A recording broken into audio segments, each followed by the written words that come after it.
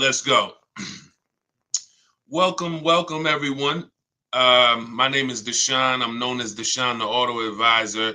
This is Car Shopping Questions and Answers. We do these streams throughout the week to make sure that you have the information you need to save more money on cars than everyone else is saving. That is the big issue. A lot of people are overpaying for cars. They don't know it, but we know it. And so I spent 14 years in the car business. So now what our mission is to make sure that you have the information you need to not just save a lot of money, but also save a lot of time. You don't need to spend more than 20 to 30 minutes in a car dealership at any time to save thousands and thousands of dollars. We've proven this, and that's what we're going to be going over. So the first thing we want to do, welcome to all those on Facebook, welcome to those on Instagram, welcome on YouTube, and welcome on TikTok. I want to go over as we, you can start to get, as I break this down, ask your questions, and we'll certainly get to your questions as we go through it. No questions off limits. But I want you to know the 7-step process that we've been using for 3 years that I really learned I learned this from being in the car business. I worked for 5 years with Mercedes, 5 years with General Motors. And we developed a system where you can get below market deals, which will save you thousands and you can do it from home. There's only 3. In fact, the dealers want you to be inside the dealerships trying to make a deal. That is, as dealers, we have much more leverage to make a deal when you're there than we do if you're not there. So the first thing you want to unlearn today, right now, is that you don't need to be in a dealership to save thousands of dollars. In fact, the only way you're going to guarantee you save thousands of dollars is to not be in the dealership, and it's to shop from home. That sounds like what everyone would want. But there is a specific way you need to do it, because the companies that own the websites, their goal is to sell your information, make it difficult for you to shop from home, and try to get you to go into the dealerships. That is their goal. What's up, Mildred? What's going on, Lashar Custom? Good to see you, Ellie. Good to see you, Caesar, BT Thoughts. Their goal is to get you in the dealership. So you have to now realize, if you're going to win, like I'm going to be showing you a lot of people over the next hour, people like Bonita, Greg, Danielle, Eddie, Kimberly, Charles, Sean, Pierre. We'll go over a lot of these people, Zafrina, in the next hour. I want everybody who shares, hit the share button, because if you grasp what I'm trying to get across to you right now, everything when it comes to your financial world with cars is going to change. There's 3 prices everyone could pay for any car. You could pay below market value, you can pay market value, you can pay above market value. Now, below market value, thank you for lighting up the likes on TikTok. Every time y'all double tap the screen, y'all run those likes up, and we appreciate you. I can't do this without you. So thank you to all of those who share. Shout out to the sharers. Below market value is where you save $5,000 to $8,000 to $10,000 on cars. $5,000 to $8,000 to $10,000. Market value, you might save $3,000 to $5,000, depends on the car. And above market value, you pay list price or above. So if we let's let the first 2 groups go into the dealership, spend their time into the dealership. We have a 7 steps process that you can do this 90% from home. The first thing we need to do is we need to know in this 7 steps, are we going to buy or lease? That's the first thing we need to know. That's the first thing we need to know. Everyone who's heard you should never lease a car, type a 1 in the chat. Type a 1 in the chat. Let's take a poll. Let's see how much info we could get in 60 seconds. Who's heard you should never lease a car? Type a 1. Type a 1 in the chat. All right, I see you, Miss Bateman. Hold on. We're going to let her type a 1 in the chat. Come on, everybody. Let's get up. Listen, shake everything off. You're not going to save $5,000, $10,000, $20,000 on cars being lazy and like sitting back. You're playing, you have to lock in. We have a saying here. Lock in. Let's get to it. We're talking serious business here. We're talking. I didn't gather you here on a live to talk with you about hundreds of dollars. We're not here to talk about hundreds. I'm not interested in hundreds of dollars. I'm not interested in helping you save hundreds of dollars on cars. That is not interesting. Everything that we do here is focused on thousands. So I want to hear from the people who you were taught never lease a car. I see you, 11 Frazier, Chaplain. If you were taught never lease a car, type a 1 in the chat. Type a 1 in the chat. Okay. Miss Bateman. Okay. Chaplain. All right. You're going to see that most of the people you know were taught the same thing. That is, in my opinion, why half of the people in this country are overpaying for cars. Half. I'll put money on it. They do not lease cars. There's 17 million new cars sold a year in a healthy market. There is 45 million used cars sold in a healthy market. 17 million new, 45 million used. You can only lease a new car most of the time. 99.9% of the time, your lease is new. So when you're leasing and you learn about how to get below market leases, you're going to be driving really nice, expensive cars, $30,000, $50,000 cars, and you're going to be, when you get great deals on them, you're going to be paying hundreds and hundreds of dollars less every month than these people who are paying, or who are, hold on, I had to put my phone on Do Not Disturb, than these people who are out here buying these cars. That's rule number 1. We have to get this across. The first step in the book, I have a book that is doing very well. It's very highly rated. Thank you to everyone who's reviewed it. The first step in the book is the 8-year rule. The 8-year rule. If you're not buying a car to keep it at least 8 years, you should be shopping for a below market lease. I just picked up a $54,000 vehicle. $54,000 QX. QX60. I gave them $1,200. My payment's $499 a month. Every lease I've ever had has been what we call a 1% lease deal. We can't, when you have, we'll get to that. I see you have bad experience leasing. We're going to get to that. I'm glad you said that. Remind us to come back to that. Nothing we can't get to the next stuff. We can't get to how to shop dealers and get thousands off until we get past knowing we should be leasing cars if we're not keeping them 8 years. This is rule number 1. I'm paying $499 for a $54,000 car.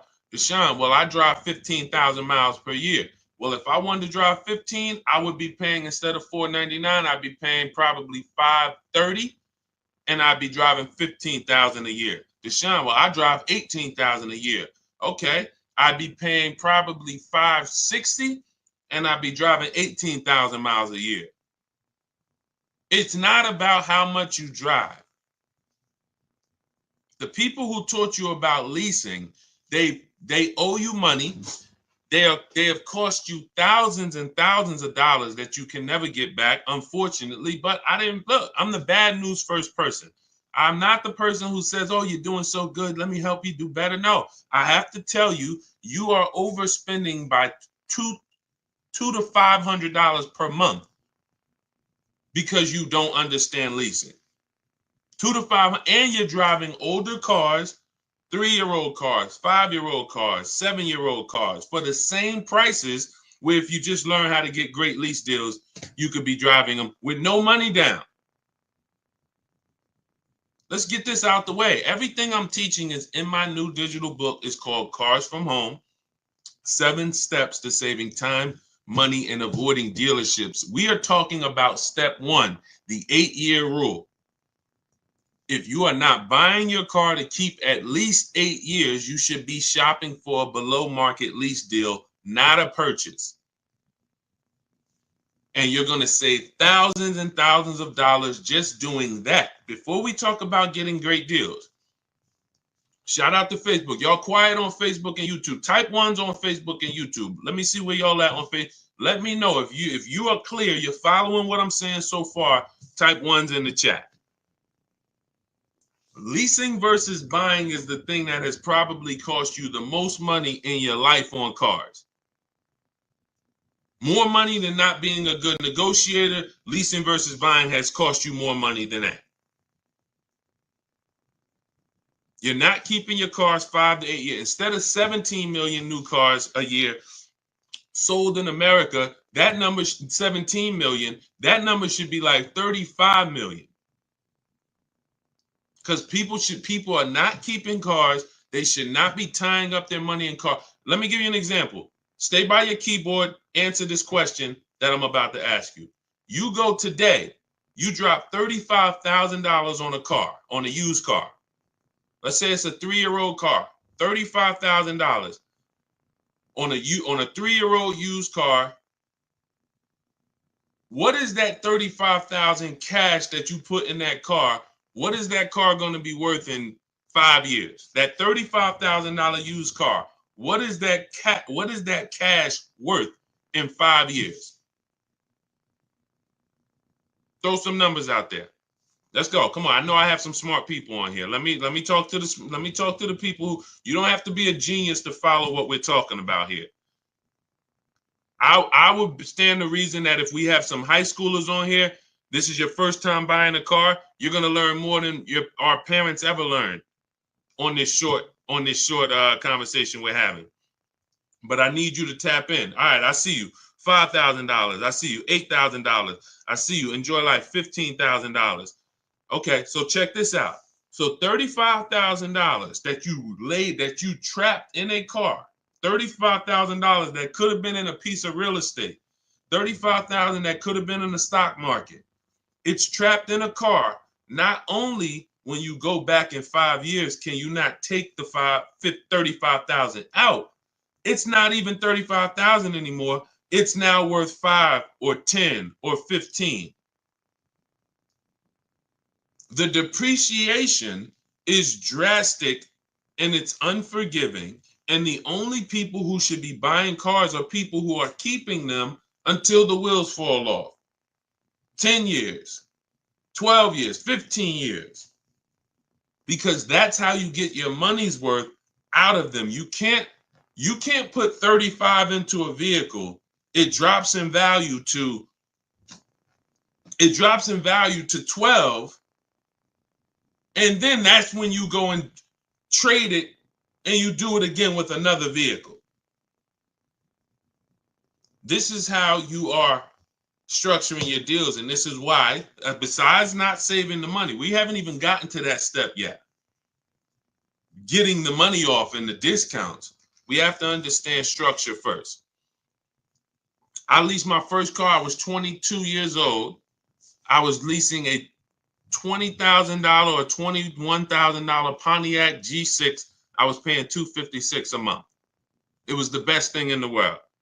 How many of you, as your first car, instead of you paying $400 or $500 a month, or instead of having some $200 or $300 a month hoopty, or instead of buying some $1,500 a month cash vehicle, would have liked to have it where you could drive a new car for $256 a month plus your insurance? Maybe your parents help you out with the insurance. Maybe your parents pay the $200 a month, $200-300 a month, whatever it's good, the $200 a month insurance, and you pay the car payment. This could be better than you putting your child who's in college in a 10-year-old Honda that might still end up breaking down. It's not even a question. It's not even a question. Look at India. India got the Hyundai Elantra Limited for $365 a month. Look, the Hyundai Elantra Limited with the leather, 36 months, $12K, $365 a month, no money down. Look, this is what we do. She ain't going to a dealership to get that done. She gets it done from home, making dealers bid, but she's not getting $365 a month unless she has a phenomenal way to get below market leases. $365 a month, no money down. It's people, it's some of you are paying $500 a month for your car payment. If we be honest, if I ask, what is throw out some numbers. Matter of fact, I'm not even gonna do it. I'm not even gonna do it. I don't want to embarrass anyone. I know I know. I'm in the industry. I've been in the car business since 2016, since 2006. I know what the data says. I know what the data says. I know what the average car payment is. These things are happening because you were never taught deal structuring. You were taught by a bunch of people who never understood leasing that, hey, don't tie up that car, you're renting it. You want to buy that depreciating asset that's going to be worth half of what you're buying it for in 3 years. It's going to be worth 70, it's going to be worth 25% of what you're buying it for in 6 years.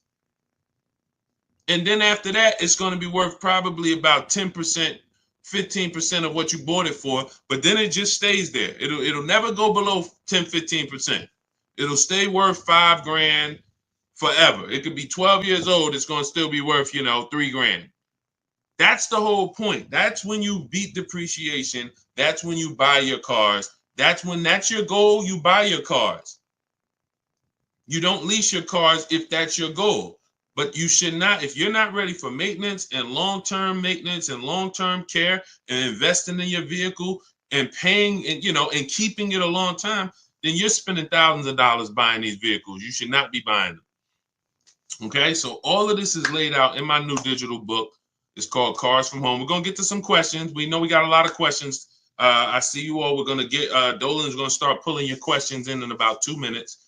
So you can type your questions now. Hang on, Dolan, not quite yet. Everything we're talking about, that's step 1 in the Cars from Home 7-step process. So step 1 is the 8-year rule. And if you're not buying your car to keep it 8 years, you should be shopping for a below market lease. If you're keeping it at least 8 years or more, you should shop for a purchase. My new digital book spells out our entire system. It's the ultimate blueprint to do it yourself. Car buying, leasing, new cars, used cars from home. Hence why the name is called Cars from Home. So you can get a copy of it. It's normally $97. You can get a copy as part of my welcome offer to you. You can get it for 75% off, but it's only for 30 minutes. So you can get to my TikTok bio. As long as the timer hasn't hit 0, click the button in my TikTok bio. There's a link there in my Instagram bio, the YouTube comments, or the Facebook comments. And as long as you get there before the 30 minutes, you get a copy of Cars from Home. 7 steps to saving time, money, and avoiding dealerships for $24 instead of the $97. Now, as soon as you pay, make sure you screenshot the thank you page. There's a it says screenshot this page because some of you type your email incorrectly, and then we can't email your book because you typed the email wrong. So you'll have my support team's email. They're there Monday through Friday. Reach out to them, get your book, but try to type your email in correctly. We deliver a lot of books. The system works. And you'll also, on that same page, have the link to open the book. So you might want to save it right there to your phone or to your computer. So you'll get it, 2 ways. Okay, so go grab your copy before the 30 minutes is up. You get it for $24 instead of the normal $97. Now, $97 is still worth every penny. This will be the most valuable book, one of the most valuable books financially you've ever owned. That is my guarantee. And you can read the reviews online. Okay, let's go, Dolan. Bring in the first couple questions. You guys can start typing. Start typing your questions if you have them, and we'll start getting to as many as we can. When the lease was up, took the car in. They said I wasn't qualified to purchase the vehicle, yet they sold me another used car. Later was sued for damages for a car I never had. There's a couple things here that look pretty bad. Let's start from the beginning. When the lease was up, took the car in, they said I wasn't qualified to purchase the vehicle. So if you had some credit challenges, you may have not been qualified to buy that vehicle with a traditional bank. But they maybe they tried to put you in a car that you didn't want, that they could get you approved on. And so what happens is, you didn't want the car, but that's the only car they can get you the loan on.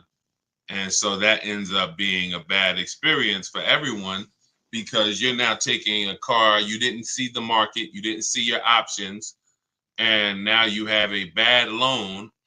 You don't have a chance to shop the market. Part of why you're overspending, and this is the case for many people, you're not shopping the market. You're not seeing 5 to 7 offers for your loans. You're not seeing 5 to 7 offers before you buy a car. You're not seeing 5 to 7 offers before you trade your car. That's most of the problem. You're not shopping the market. This is all things that can be done from home. That's what we teach, but it's simple to do. You just have to unlearn that old process of what you were taught. So yeah, it just seems like from the get-go, you should have been following a plan of someone that doesn't have perfect credit, and then you would have followed whatever options you had, whatever your best options would have been at that time. That would have been the plan for you. But it should be things that a person with 720, a person with 700 score can qualify for most leases. A person with a 600 score can't. So the person with a 600 score should not have the same plan as the person with the 700 score. That's why in my digital book, there are paths for people who have the 600 score, for people who have the 800 score, for people who want to pay cash. Everyone's plan is not the same. But yeah, that was the first thing. You should have been moving on a path at this particular point. It's saying, I don't know if you had a chance to recover your credit, but if you need a car, you would still be shopping for a path of a person who doesn't have good credit. There are options for you. The goal is to not, overpay for your loan, your car and your loan. When you have bad credit, you're going to pay a high interest rate, but that should be the only thing you pay for. You can still get a great price on the car. You should get a below market price on the car, but a high interest rate. And that's not what happens. Most of the time, you go and you pay a high interest rate, and then the same car you could have gotten for $18,000, you pay $20,000 for it. So you give the dealer $20,000 and a high interest rate. You should have found that car for $18,000 and then just paid the high interest rate. You got to separate your loan from the car purchase. So these are things that we teach in a step-by-step manner. But, there's a lot there. You need a plan. Stop winging it. Stop winging a 5-figure transaction. Go ahead, Dolan.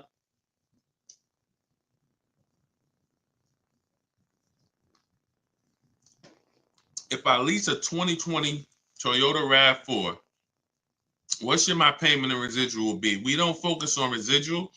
We do shop the payment according to the 1% rule. So everyone who's savvy with leases understands the 1% rule. For those of you who don't know what it is, if your lease payment is 1% of the MSRP or less, no money down, you have a steal. So if you're looking at a $30,000 car, if your lease payment is $300 a month or less, it's a steal. It's a steal. There's incredible value When you add up all of those payments, the amount you paid to drive that vehicle is going to be incredibly low. Incredible deal. That's the 1% rule. Now, we estimate a good deal to be 1.25.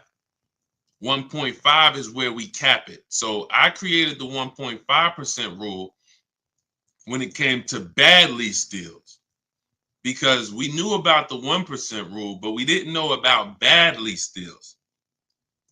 And I just saw, especially during the pandemic, but almost any time, people driving around with leases and they've overpaid for them. And now they don't see any benefit in leasing. They say, well, I might as well just buy because the payment I'm paying is almost the same as a purchase. Yeah, that's because you overpaid. It shouldn't be that way. I'm paying $499 a month for my Infiniti QX60. That vehicle to purchase on a 6-year loan, even a 5-year loan, $54,000 vehicle, say big discount, let's say 50, 45, that's $900 a month minimum with no money down. Minimum. I'm paying $499. It's not even close. So yeah, when you're not getting below market lease deals, you can't. Yeah, you drive. Now if I took that same price and I put the 1.5% rule in, where you take the MSRP, you take the total MSRP. Whenever you look at a vehicle that you're thinking about leasing, you want to take the total MSRP. Let's say it's $40,000, and then we know what the 1% rule would be: $400 a month. So 1% rule would be $400 a month. That means if I could get that vehicle, no money down, 12,000 miles per year, $400 a month. Now I want to go to the 1.5% rule. Take that same 40,000, multiply by 0.015. That's 600. So 600 is the max where I'm walking away from the deal. There's no value there if it's above 600. It's just no value. We add up all of those payments, $650 a month times 3 years. We never do a 4-year lease. We're paying too long for a vehicle that we're giving back. Too long. So these are the parameters we use to make sure, to guarantee that we're getting the best deals in the market. Now we got the 4. So now what I would do if I'm looking at a $40,000 vehicle, I know that my range for a deal is $400 to $600 a month. That's what I know. No money down. I'm looking for that deal to be somewhere between 4. Now, you're not going to look. You have to. We do it easily because we shop from home. You got to get 5 offers to know what the bottom of the market is. You're going to hear me. You're going to hear us discuss here in this community, because this is a community. We've got thousands of people who've used the Cars from Home system for the last 3 years since we came to TikTok. This is a community, but there are people who take it more serious than others. And the people who take it more serious than others, they get way better deals. See, you can't get, let's look at Zafrina. Zafrina got a 0.88% lease.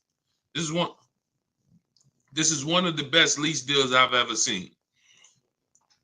Look, it's a $66,000 truck, $65,950. So $66,000 truck, she's paying $579 a month. So if she went in and her goal was to pay 1%, if she would have went in and said what Deshaun said, because I never did, that my goal should be 1%. No. Then she would have went in, she would have left out paying $659 a month, $660 a month would have been her payment at 1. That's 1%. She got almost $100 less than that, because you have to shop the market. Maybe the best deal is 1%. Maybe it's 1.2. Maybe it's 1.4. But the only way for you to know the best deal in the market is you have to see other higher offers. When you're sitting here, and this is the peace of mind you're going to have using the Cars from Home system. When you're sitting here and you're looking at 5 offers or 7 offers, you are going to love how easy it is to pick the best offer. It's beautiful. All you're doing is looking at those 5 to 7 offers. When we're looking at used cars, we're looking at used cars and, narrowing it down to our top 5. And we're looking at the price range from the low side of the market to the high side of the market. And we pick the best one. When we're looking at new cars, we're getting 5 to 7 offers from home using a computer, talking to these dealers through their website. Never got to talk to them, just sending them what we want and communicating with them by email. You need a separate email to do this because you don't want dealers mixing with your personal email, and you're getting 5 offers, maybe 7. And next thing you know, you're like Sean and you're like Zafrina and you got a 0.88% lease. Or Sean got $20,000. Kimberly got $20,000 off of her Maserati that she was bought. Look, this was one of her offers. You can't see this on TikTok, but if you're on Instagram, on Facebook, or on YouTube, you can see this. This was one of Kimberly's offers. People out here struggling in dealerships. Please help us, please. Struggling. Look at what she's doing from home. $86,000 Maserati. Total savings, $20,700. Saving more money from home than somebody could ever negotiate. This is how you get the best deals. It happens from home. So everything that we're teaching, everything we're talking about is in my new digital book. It's called Cars from Home. 7 Steps to Saving Time, Money, and Avoiding Dealerships. It's already 5-star rated. You can Google it. Thank you to everybody who has taken the time to review the book, to rate it on Goodreads. It does mean a lot. And the book's normally $97. It's a digital book, so you can have it in your inbox immediately. But as part of my welcome offer, you can get your copy for 75% off, which is $24. But it's only for 30 minutes.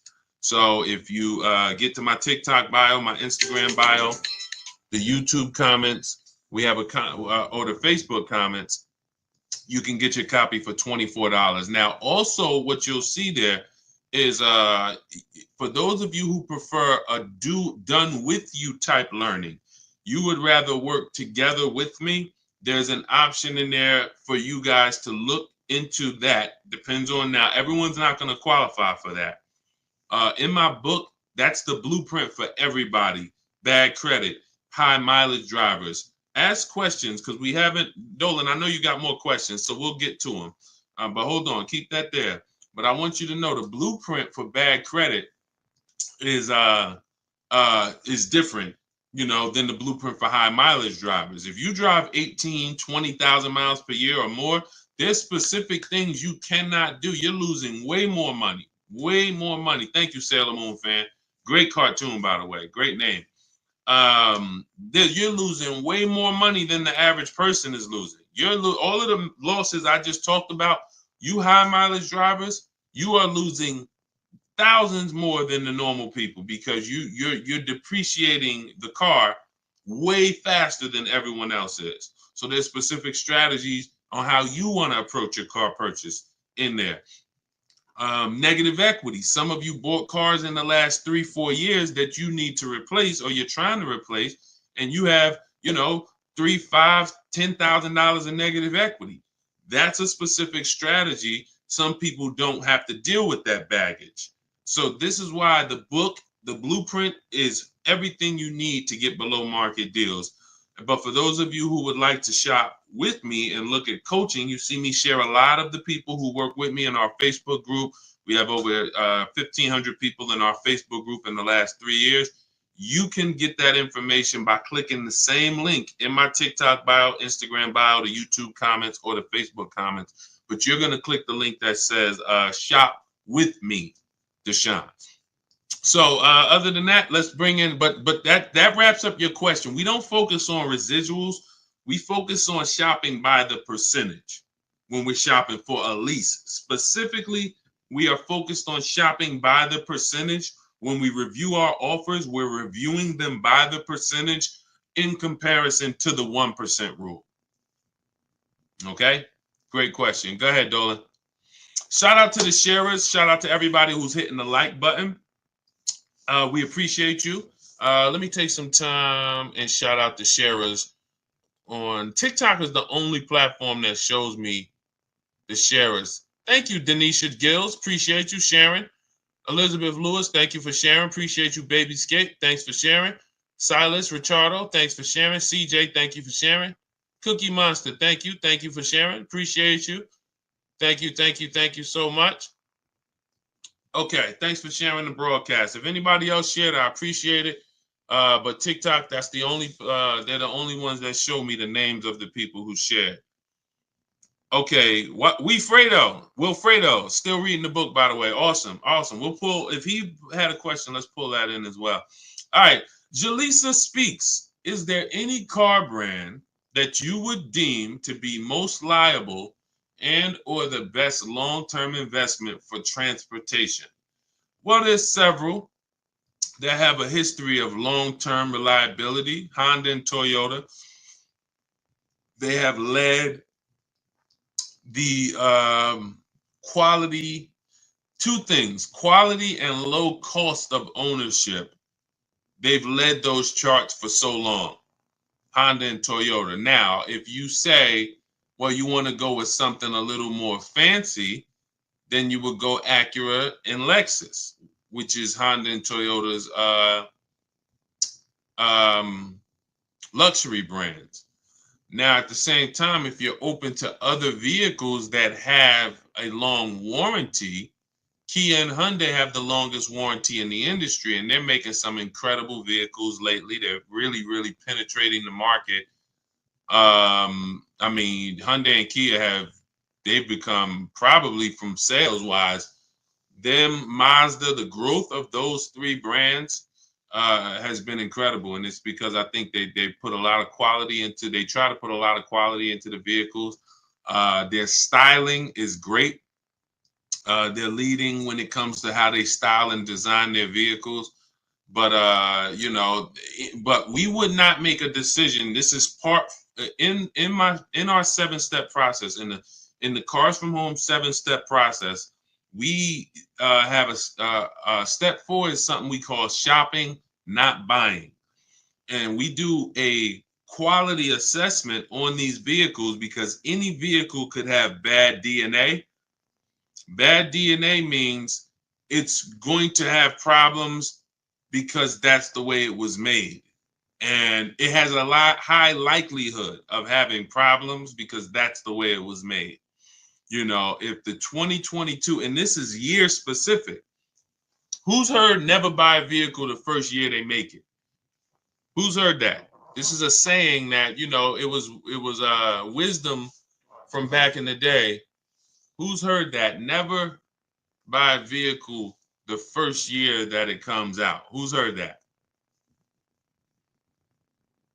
Okay, so this is a common thing. So now when you consider, well, you don't even want to buy a vehicle the first year the transmission is, you know, if a vehicle has a new transmission, if a vehicle has a new engine, if a vehicle has a new suspension or steering system, all of these are things that could be problematic. So that's why we always want to check and type in the specific name and the year of the vehicle we're looking at. So Jaleesa, if you're looking at the Cadillac XT6, you would type in 2020, whatever the year is, 2022 Cadillac XT6. If you're looking at a new one, you would type in 2024, 2025 Cadillac, 2026 Cadillac XT6. That is what you're doing. And you're then putting reliability. So 2025 Cadillac XT6 reliability. You know, that's going to tell you if there's any public data that should be alarming, any red flags. You're just going to skim the first page of Google. Once you skim the first Google page, that'll tell you what you need to know in most cases. Just look at the articles. Do you see anything that, you know, stands out? You know, electric problems, you know, lower than average reliability scores. You want to do this for reliability and initial quality. 2024, 2025, 2026 Cadillac XT6 initial quality. This is so simple. These things I'm telling you, because we get cars in 90 minutes, 2 hours. We get these deals. Listen, everyone's not taking a long time. When they're using, look at Ansley's deal. He said, I started the process Saturday, accepted a deal Monday. If you're car shopping and you like, I need a car in 3 days or in a week, that's what we do here. We're the best in the world because we are masters of comparison shopping. Masters of comparison shopping in a very short period of time. But these are 5-minute things we do to check to make sure we don't go out and get a great deal on the car, great price on the car, and then the car is in the shop every 4 months. Every 4 months, the dealer has to send a flatbed, or the roadside assistance has to send a flatbed to pick up the car. So when we look at, long-term Honda, Toyota, but if you're open to other brands, there's several brands that have, really tried to enter the long-term race of making great vehicles, putting a 10-year warranty on their vehicles, which is unheard of. That's Hyundai and Toyota. Hyundai and Kia. And then, but each vehicle you would check in specifically, independent of everything else, you're checking each vehicle to see what the write-ups are on that vehicle, not just the brand. All right, go ahead, Dolan.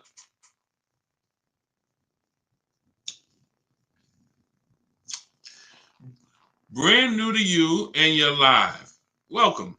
What's a basic credit score needed to start with a lease? Usually, I would say above 660. You can, but it's not just score. If it's profile. So let's say you are 660. One of the strongest things that you can have on your profile is on-time car payments. When people see on-time car payments, banks feel much more comfortable. If you were just paying $400 a month for 2 years on time, they feel much more comfortable giving you a $400 a month lease payment. Now, another thing, you're not wait, let me go here first. So if you have a strong profile, which is one of the heftiest things is a on-time car payments for the last 2 years, or high income, predictable income, high salary, high income. So you got a 640 score, but you make 120,000. That's part of your profile. But I like to see people get out of that manipulation zone. That manipulation zone is anywhere from 660 to probably about 650 to 680. Once you see that manipulation, they might tell you didn't get approved tier 1. That's why you got to have backup offers. So if somebody tells you didn't get approved tier 1, they might say, oh, the payment goes up $100, but it's not supposed to go up $100. Maybe it's not even supposed to go up.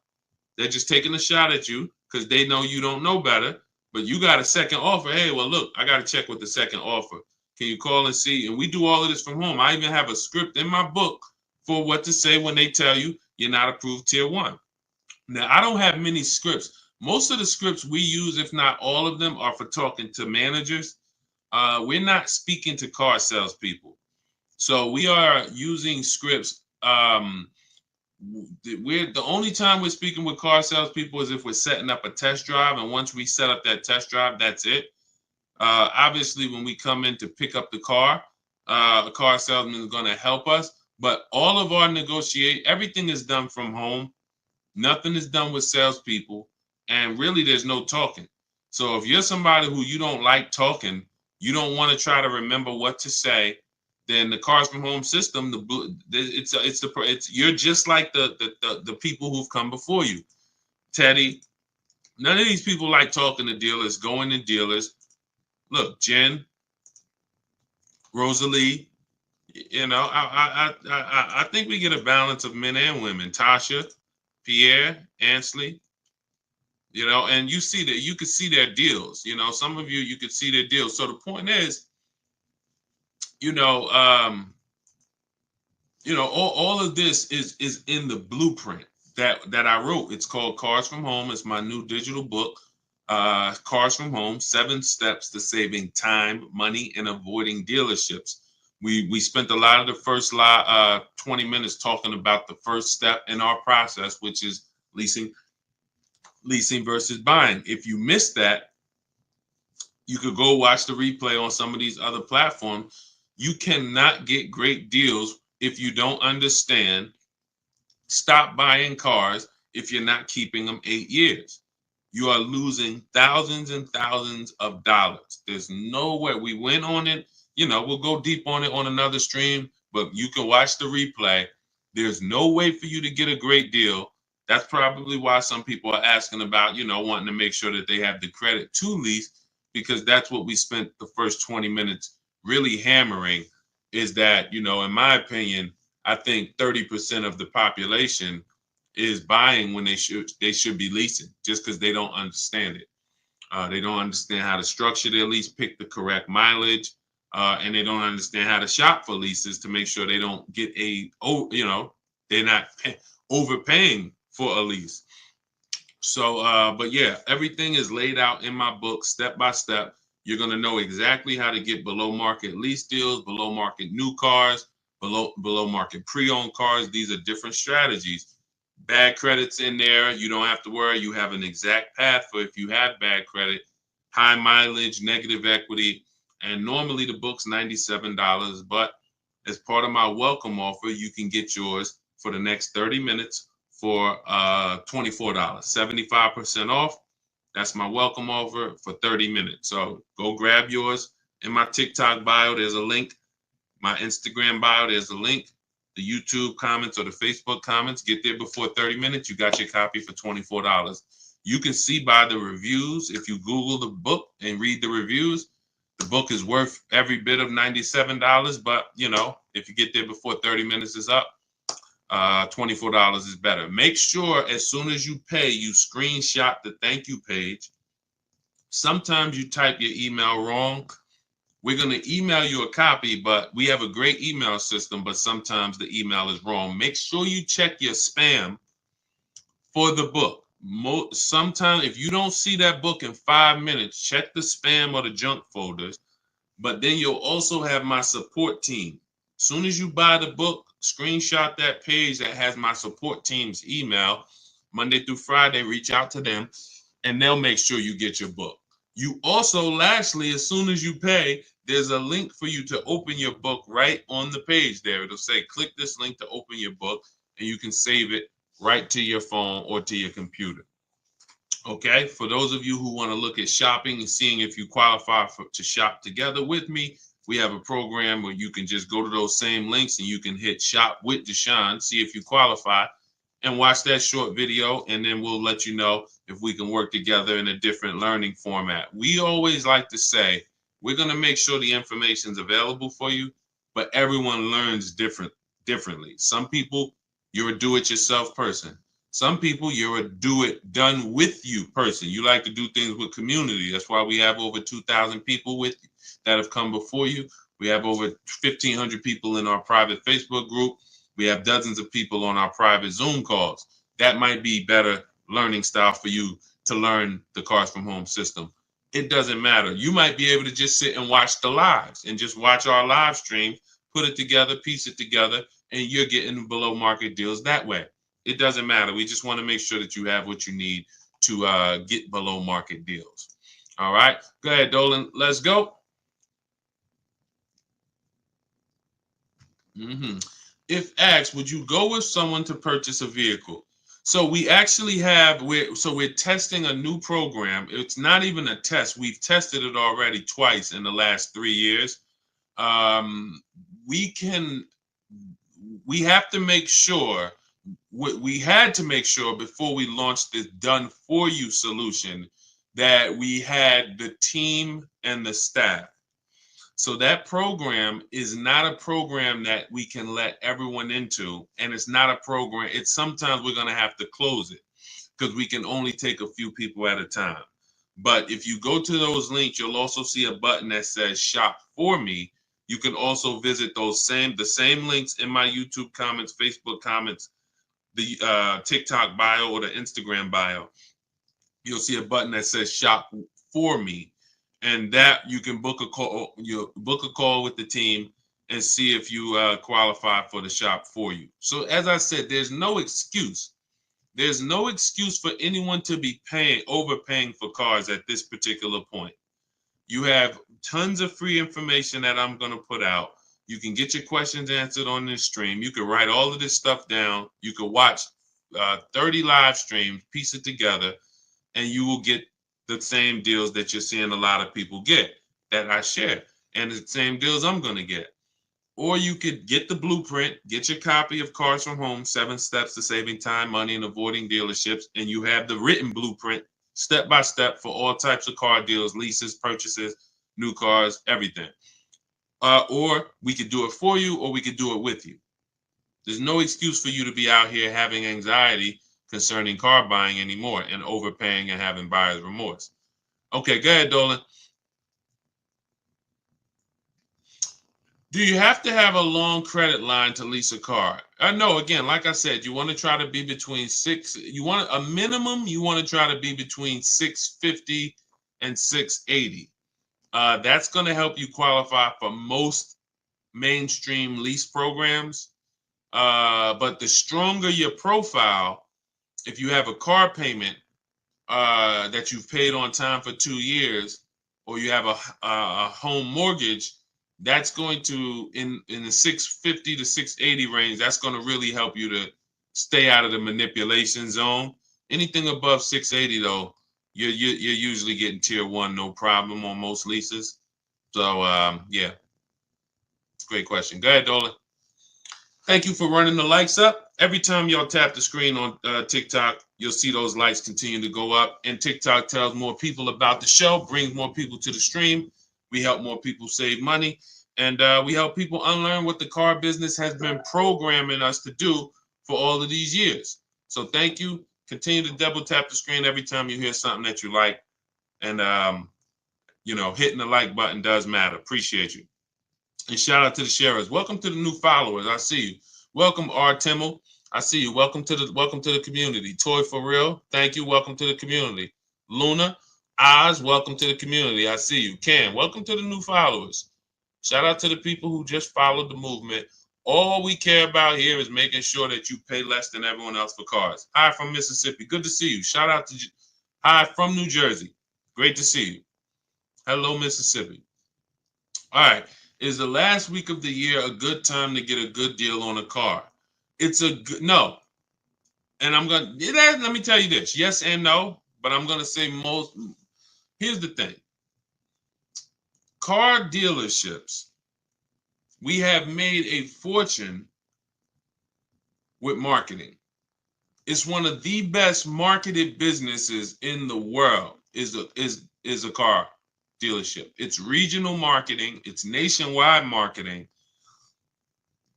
on the radio, billboards,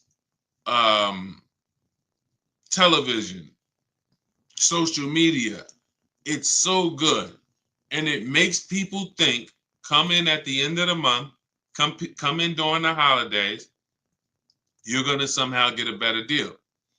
The problem with that logic is this. The deals that you see, look, when I share deals like India's deal, $365 a month on her limited. When I share Milligan got a $27,000 discount on her vehicle. $27,000 discount. These are not deals. These are deals. Now, listen close to what I'm about to say. This is very important. These are deals that the dealers only accepted because at that particular moment, they were a little desperate. At that particular, look at Milligan's deal. I'm zooming in on it. $79,000 vehicle, Her adjusted price is $51,359. If you can see it up on YouTube, Facebook, or Instagram, you can see it. 27. This was a deal where at that particular time, the dealer was a little desperate. It's the same thing with everybody else. Same thing with Ansley's second car that he got his BMW. Jen, everybody that I see, we're positioned. So what is the you could take that down, Dolan, that question. I'm still taking care of this one. So when it comes to the end of the month and the end of the year, you're not getting there's no desperation. When there's 200 people, let me put it like this. Dealers know exactly how many appointments we have before the weekend ends. We go into Friday. How many appointments do we have for, if it's a holiday Monday, like a President's Day or a Labor Day or Memorial Day? We know 400 appointments. Why? Where's the desperation there? We only have a certain amount of cars. So where there's no desperation when we only have a certain amount of cars, and that's what we're doing. We have this many people. There's no desperation. That's why you're not getting a better deal when you have somebody right behind you who could pay more money for that car if you don't accept the price. Hey, listen, Mr. Jones, sorry if you don't want the car at this price, but look, you see we got a showroom full of people. It's a big sale. We got people walking out. There's nobody to help them. Listen, if you don't want the car, no problem. You can think about it. They're rushing. There's no desperation. The car business has done a great job of doing that on Saturdays, holidays, end of the year. They're going to pack the showrooms. They're going to sell their cars. There's no desperation there. All right. So no, this is all about what you want to do is position yourself. Let us show you how to position yourself in the market, get the questions answered that you need answered. Make sure that whether you're buying a new car, used car, or a lease, you are positioned and you know the market. You've seen the 5 to 7 options so that you know you are paying less than everyone else. You're guaranteeing it. You're not hoping. You're guaranteeing it. There's a very big difference between using the Cars from Home system to shop the market so that you can guarantee savings, guarantee the biggest discount, than going in and negotiating with one dealer or two dealers. We're going to show you how to negotiate online with 25 dealers without ever talking to them. We're going to show you how to look at used cars like we're shopping on Amazon and narrow it down. And then verify if there's any fake sellers or bogus sellers that are charging, fake fees that they shouldn't be charging. We do all of this from home. Your power is home. So all of this is in my new digital book. You can get your copy as part of my welcome offer for 75% off. It's normally $97. It's called Cars from Home, 7 Steps to Saving Time, Money, and Avoiding Dealerships. You should not be in a dealership more than 20 to 30 minutes. And we never talk numbers in the dealership. You can get your copy for 75% off, which is $24, but it's only for 30 minutes. It's normally $97. You can get to my TikTok bio, my Instagram bio, the YouTube comments, or the Facebook comments.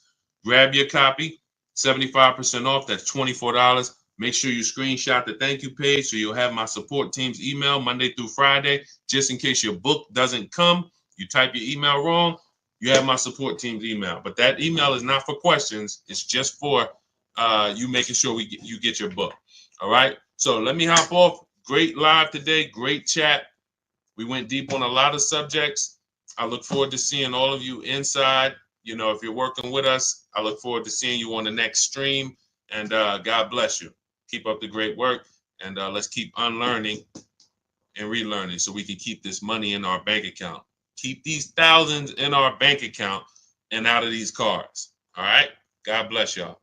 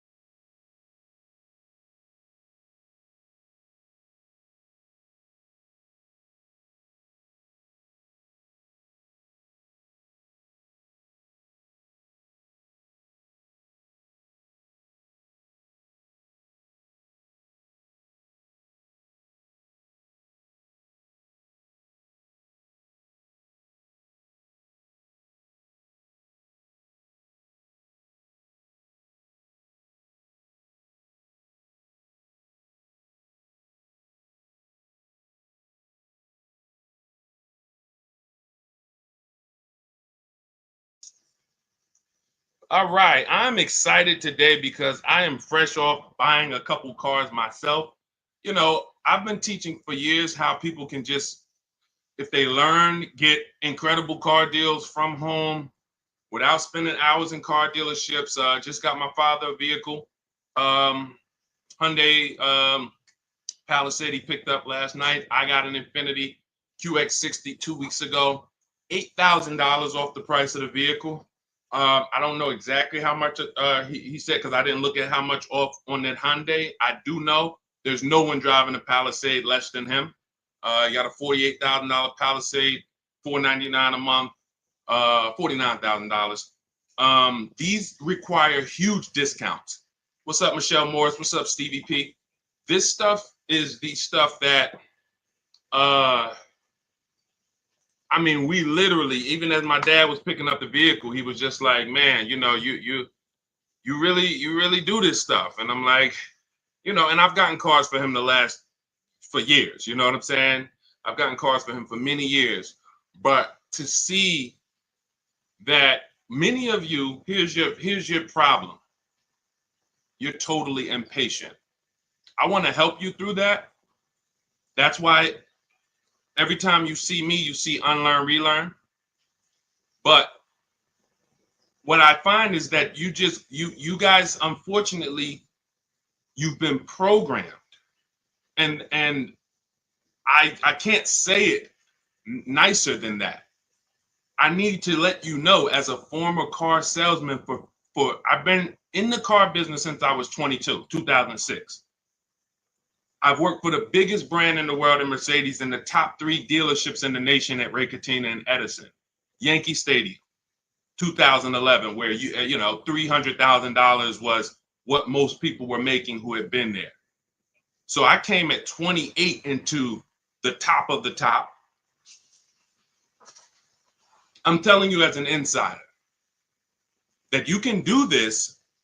You can do everything that I teach. You can do everything the people that have learned from us teach. You see, I'm going to be sharing dozens and dozens of people beside myself, but because I just got a couple cars, obviously I'm going to come on and talk about the money we just saved right here. Both deals that I just made were made right here. Where you see me at, where I do these streams from, if I showed you my emails, you would see, wow, Deshaun, all the work was done right here.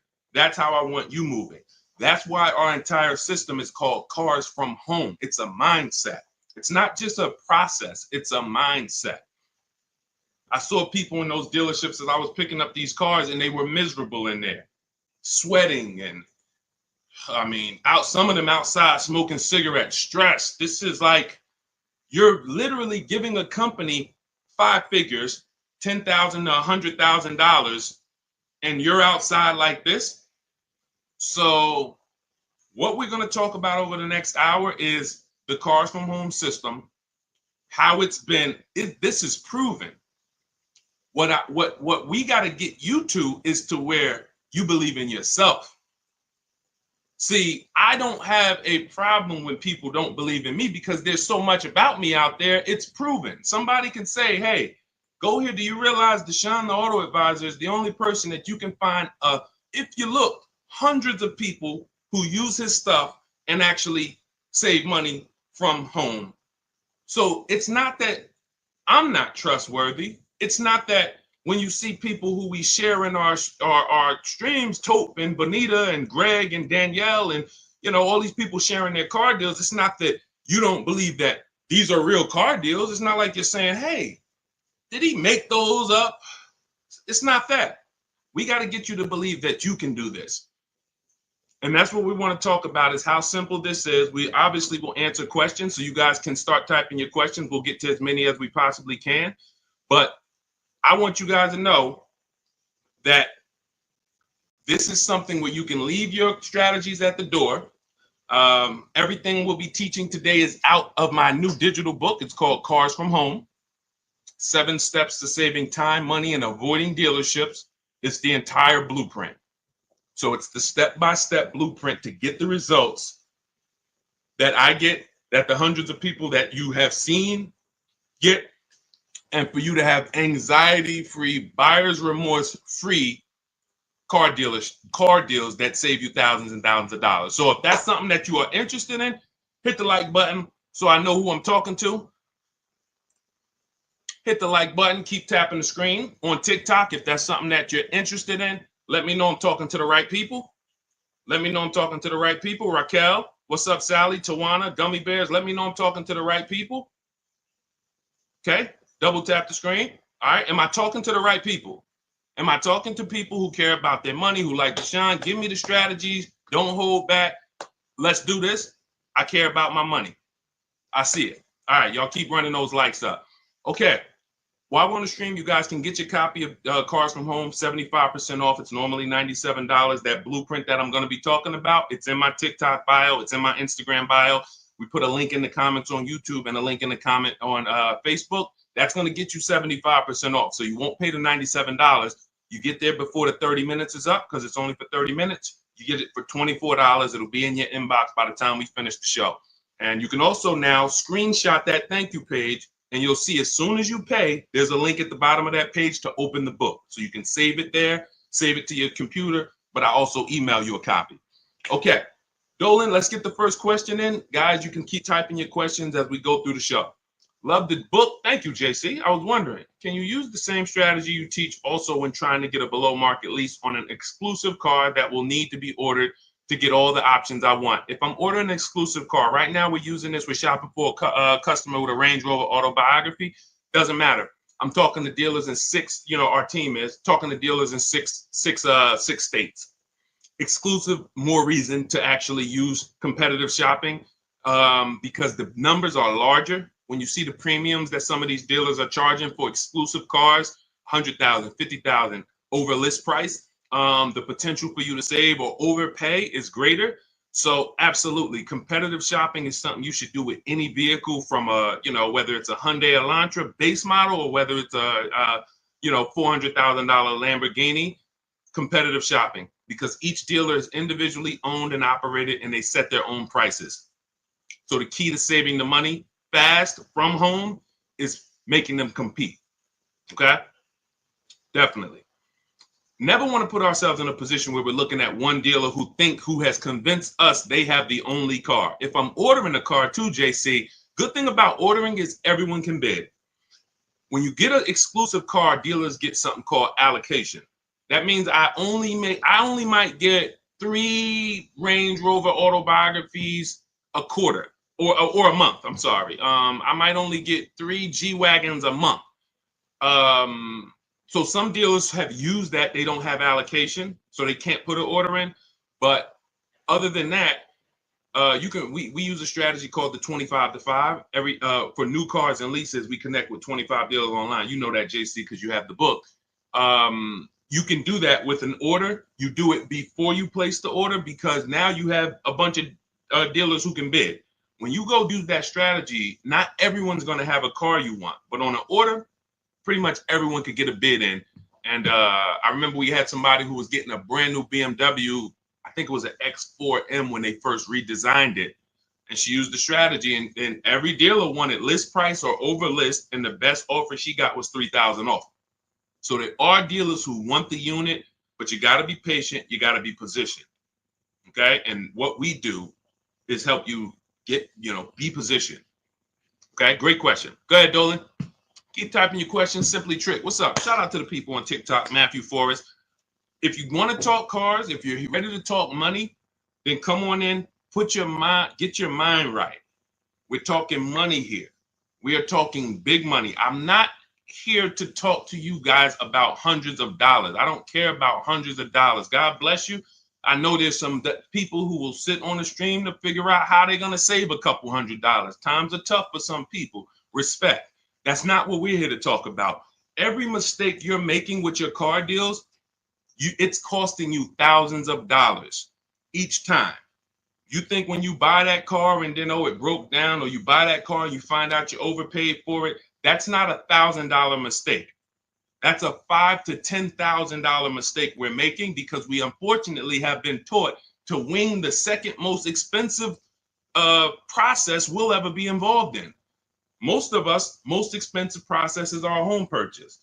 But all of us, even some of us, you haven't bought a home, you can see cars have been your most expensive purchase in life. And unfortunately, the industry has taught you to wing it.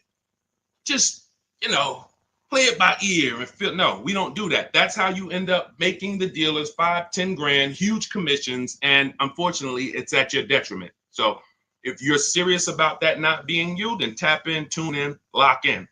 Would you put a large down payment down on a used car? I would. When we consider down payments, this is a great question. You want to consider what are the rates, and can we actually pay the car off sooner versus use the bank's money if the rates are high. If the rates are high, 5, 6, 7, 8%, 10%, for some of you, this is not a time to borrow the most. The time to borrow the most is when the rates are cheap. If they're giving you 0%, I used to have people, and now listen, this is conflicting information. You'll hear people like, I'm not gonna mention names. God bless them, they have the best intentions. Unfortunately, they're not taking into account real financial advice. You hear people say always pay cash for cars. When I was I'm fortunate that when I worked at the dealerships I worked at, I always worked in blue collar, white collar towns. And I worked with people who, worked on Wall Street. So a lot of customers from Wall Street, $300,000-$400,000 a year or more. But I also had clients who, customers who had $30,000 a year jobs. So we've seen everything in between. When people would sit down and they would say, hey, I would say, how are you going to pay for the car? They say, well, what are the rates?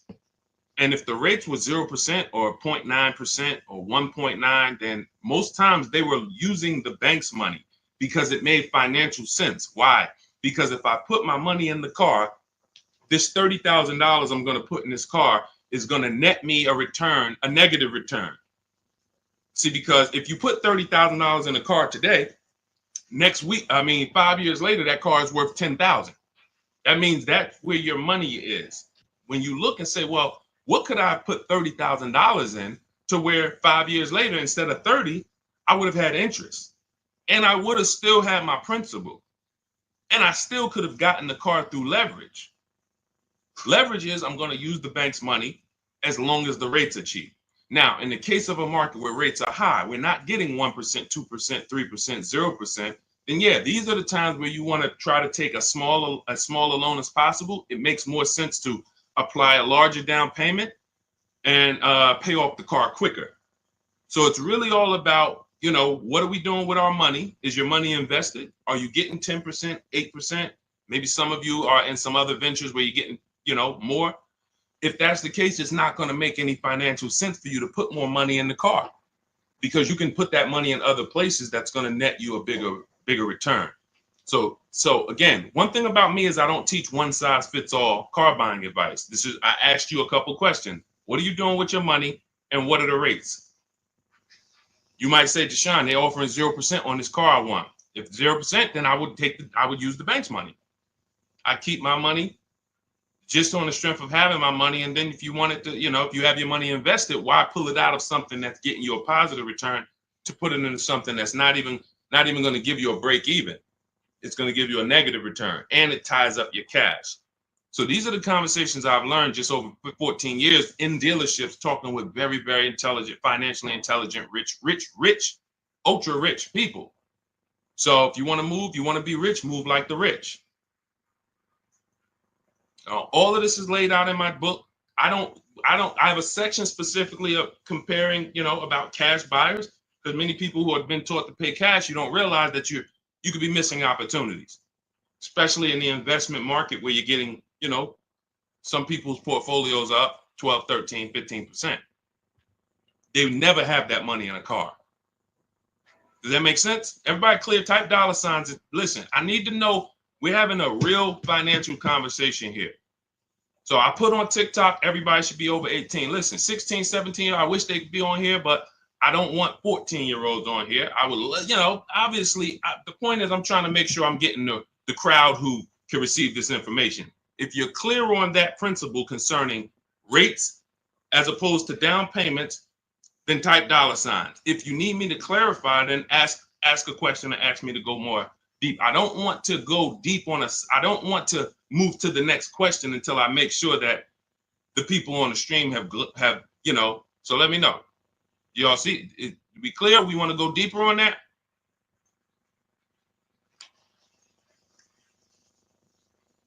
I see you, Ruth.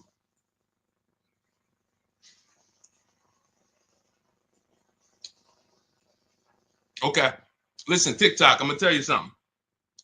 The people that's on here, you are not going to get the most out of this casually watching. I just want to be honest with you. It's two people I can't help. Two people I can't help because I think oftentimes, you know, we look and, you know, people who, you know, do these types of shows or people who we might see on streams, it just seems like they promise a solution for everyone. I can help all of you. No, I want to be clear. If you can't use the internet, if you're not comfortable on a computer, if you're not comfortable copying and pasting, this is not for you. Let's be clear there. Second person is you're just too distracted. We're talking about $5,000, $10,000. When you see people on this, you know, that I show you that have saved 5, 10 grand, 12 grand, 20 grand off their cars, you know, we share them. You guys know that. I mean, look, you got people who save 20 grand off a new F-150 Lightning, you know, ridiculous lease payments, $365 a month, sign and drive on this 2024 that India got. When you see this, these people aren't casual listeners. These people said, Deshaun, I was following you. I used to tap to the stream, and then I got the book, and then I started, you know what I'm saying? I don't want you to fool yourself. So either lock in, like get to your keyboard, because learning, it's proven. Those who actively learn get results. Those who listen, audio is you're only retaining a very small amount. So what I suggest is, before we move to the next question, those of you who are serious, get to your keyboards. You don't have to do it on lives and stuff. You ain't got to do none of that because that's not active. That's entertainment. God bless them. We all need entertainment. But here, in order for you to look and say, you know what, I was on Deshaun's stream. I don't want you on this stream 2 years from now having car buying anxiety, Alex, Annabelle, Chef Land. I don't want people who was following me when I came to TikTok in 2021, when God blew me up, and you saw me 2 years ago, you still have anxiety. You still ain't out here saving the money that we're saving. And we've been pushing this heavily for 3 years. Why? You haven't locked in. You're trying to be casual. So let's lock in. Next question, Dolan. I just wanted to let the people on the stream know, and shout out to the people who are locked in. Let's go. Do you need an extended warranty with a lease? Only when you are going to be outside of the warranty coverage based on how many miles you're going to be driving. So most vehicles have a bumper-to-bumper 3-year, 36,000-mile warranty. Now, when you consider that the average lease is 12,000 miles per year, but there are leases for 15, 20. You know, we teach about high mileage leases here, 25,000. Jen got a high mileage lease on her Honda CRV hybrid. Her best deal out of all the dealers, because we shop 25 dealers, we do it from home. Her best deal on this vehicle is $40,000. It was $512 a month, no money out of pocket. Come pay $512 a month. That's your deal. Now, she bumped it up because our formula when we're shopping for our lease offers is always to shop with 12,000 miles per year. First payment down. I want you to write this down. Everybody who's locked in, write this down. This is how, I mean, unless you have my book. If you have my book, you don't need to write this down because it's in there. But this is how we shop our lease offers. 12,000 miles per year. First month's payment only due at signing. We tell them assume tier 1 credit, and taxes and fees go in the payment. 3 years only. We're open to 39, but we are not open to anything longer than that. Why? We're paying too much money for a vehicle we're giving back, or we're paying too long for a vehicle we're giving back. All of you out there who have a 42-month lease or a 48-month lease, just take your contract, look at the payments, add them all up. You'll see you overpaid, unfortunately. Sorry to break the bad news to you, but someone has to, so that you can stop making these expensive mistakes. So that's the format of how we shop structure-wise. We see all our offers with first month's payment due at signing only. That's why when you see Ansley, for $58,000, $554 a month with first month's payment down. Because if you can get the vehicle to your desired monthly payment budget without any down payment, that's what we do on leases. If we can do a sign and drive and it's in our payment, we'd rather not put any money. It's in our payment budget. We'd rather not put any money down, because the more money you put down on a lease, that money is at risk. There's two ways you can lose your money on a lease. Write this down. If the vehicle is your down payment, if the vehicle's stolen, or if it's total. If it's stolen and they don't find it, or if it's total. So that's how so now, going back to your question about do we need an extended warranty, once you look at what the bumper-to-bumper warranty is on a vehicle, if it's some vehicles like a Mercedes or Infiniti, it's 4 years bumper-to-bumper, which means, and they'll give you 50,000 miles. So there's a higher bumper-to-bumper threshold there. You just need to know, based on my lease, is there going to be a period of time where I'm driving this vehicle with no bumper-to-bumper warranty? Now, you might have a powertrain warranty, which covers the engine, the transmission, things of that nature. But if the electronics begin to fail or malfunction, if your bumper-to-bumper warranty has expired, then yes, you would be exposed. So you can get an extended warranty in that particular case, but I would only do this on vehicles that are extremely expensive to maintain. I'm not really looking to add an extended warranty to a lease unless I'm dealing with like a high mileage lease on a Range Rover or something that I know when it breaks is very expensive. Other than that, we're not looking to add extended warranties on leases. Typically you'll be out of that vehicle before you won't be able to have the vehicle long enough to have the warranty make sense. Okay. What's up, Primo? What's up, Nick? Kelly Tipple. Go ahead. Next question, Dolan. Everything that I'm teaching is out of my new digital book. It's 5-star rated. You can Google it. It is called Cars from Home. 7 Steps to Saving Time, Money, and Avoiding Dealerships. We save time and we save money. I'm not into saving money and being in dealerships for hours. Who enjoys being in dealerships for hours? Listen, that might sound like a weird question, but there are some people who get a thrill out of it. Anybody? Yes? Enjoy being in dealerships? Enjoy? Anybody? Who hates going to dealerships? Who hates being in dealership? TD Brewer? What's up, Gus? What's up, Kenyon? Yep, D Will. He said me. Kellen? Yep, I enjoy it, but has to be quick. Yep, Londa, me. Yep. Look, Marquise, no more than 2 hours. Now, when we talk about the time, you can save time and not money. You can save money and not time. So you can go in and say, well, it took me 10 hours, 2 days, 3 visits to save $10,000. Well, you might have saved money, but you didn't save time. We want both.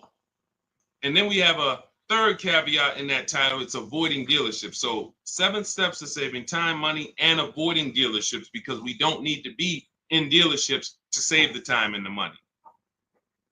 Clear? That's the name of the book. So you can get a copy of it. It's 75% off. It's everything I'm teaching. Now, obviously, you guys can see I don't hold back. So it's not like, hey, my best stuff is in the book. We do have calculators in the book that obviously I can't, give you here.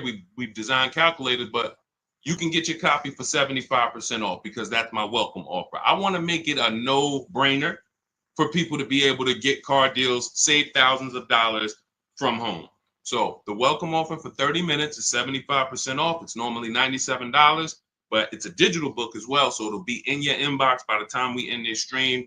You can get your copy in my TikTok bio, my Instagram bio, the YouTube comments, or the Facebook comments. And make sure as soon as you pay, you screenshot that thank you page, and then you download your book, because there's an actual link as soon as you pay. You can save it to your phone, to your computer. Okay? How can I pay off my car quick? This is a money situation. I mean, that's a question for Google. You can actually, some people say there's ways that you can make your payment twice a month or on certain day of the month, or I think the whole thing about the way most loans are structured, that whole tell them to apply it towards principal, I don't know if that's still accurate or not, but this is a money situation. So if your payment is $350 a month for 6 years, if you don't pay more than $360 a month for 6 years, then the car is going to take 6 years to pay off. If you have additional money and you want to throw it at the car to pay it off quicker, then have at it. I don't know if there's anything else that I could add to that. Go ahead, Dolan. Let's go. Marilyn Birdman, good to see you. Shout out to the TikTok crew checking in. All right. Do leasing numbers work when we're driving more miles, though? Sure. First person I ever saw had a high mileage lease when I was a manager at Hyundai for 6 weeks. He returned his Sonata. It had 72,000 miles on it. It was a 3-year lease. And when I saw it, I said to myself, I couldn't believe he had leased it. And he explained to me that that's all he did. He was in sales and he was always leasing because he was tired of the negative equity. Negative equity is when you owe more on your car than it's worth. And some of you, every single transaction you do, you have negative equity. You don't realize that the cause is you don't lease. Unfortunately, you're losing money, thousands of dollars, because your cars are depreciating, and then you go and trade them and you take the loss. That's not supposed to happen. See, the things that are normal that you think are normal, I'm here to tell you they're not normal. And there's people, thousands of people that, thank God, they are learned, because they've been hitting you guys with bad information about leasing since the beginning of time. Now, don't get me wrong, leases at some point, at one point, there were bad leases and they were bad lease structures. You had balloon payments that people didn't know. There were different types of leases, open-ended leases, closed-end leases. Now the leases are set up where it is the best thing in the world if you're not keeping cars 8 years. And if anyone's not keeping cars 8 years and you're not leasing, you are losing thousands of dollars. Facts.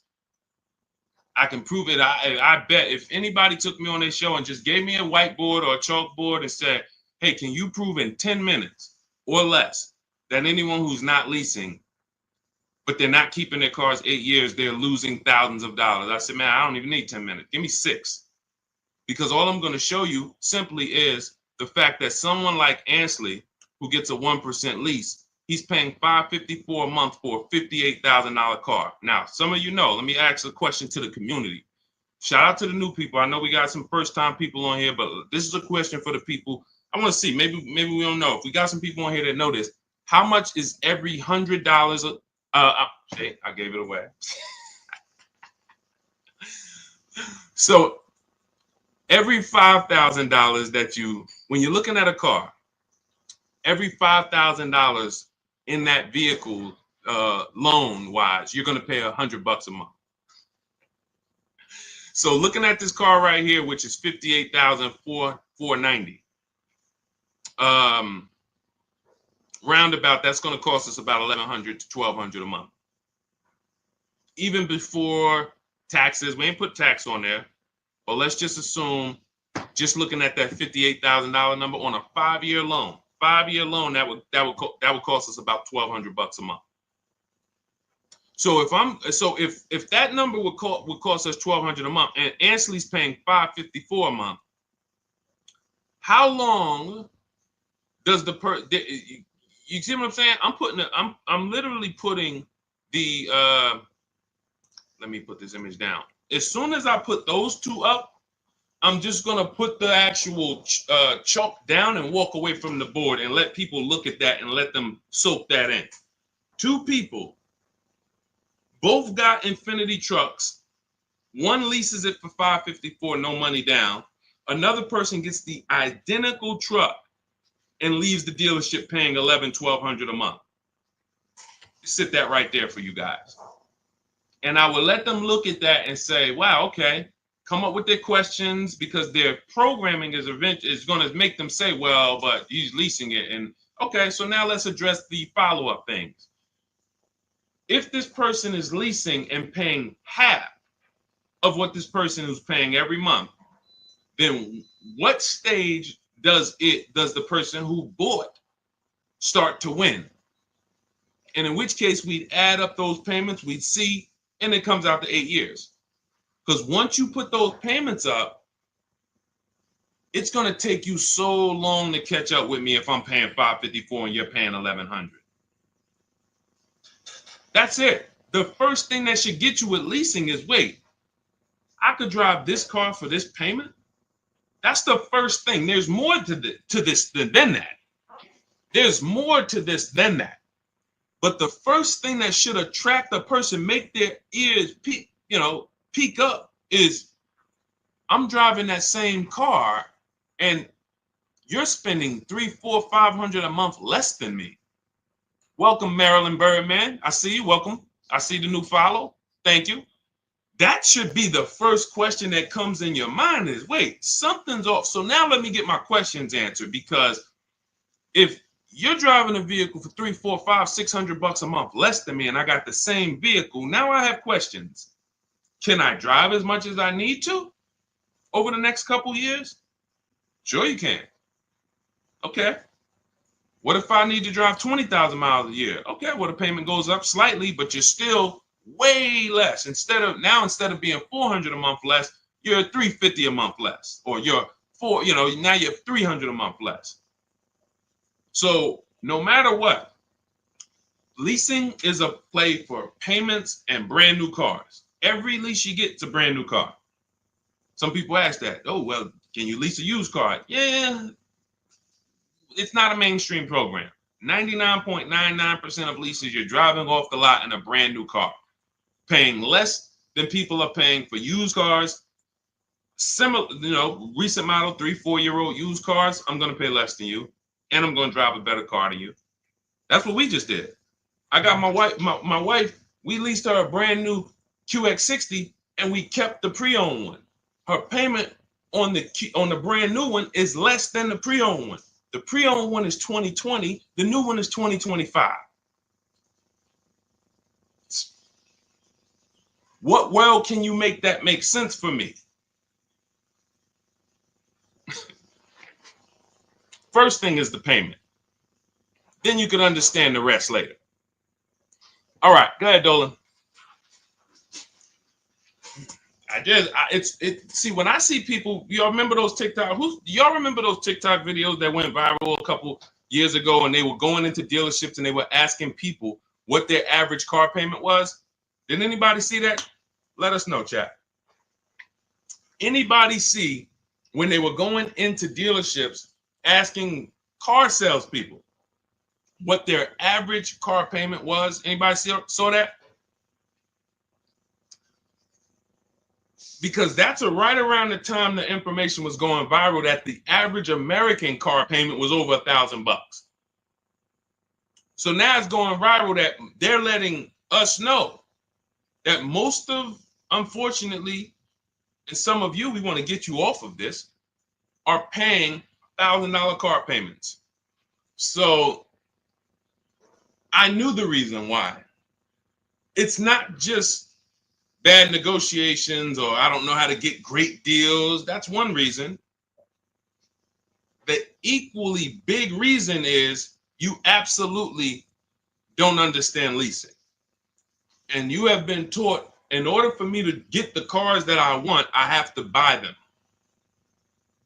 And when I buy them, I absorb the cost to buy the whole car. $48,000 is $1,000 a month. You get $48,000 vehicle plus taxes. If you don't know how to get any discount, 5-year loan, your payment's $1,000. That's it. That's the math.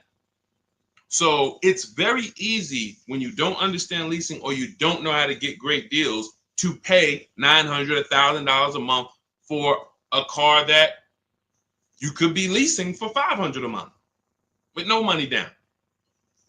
And you would not believe how many car salesmen don't know this.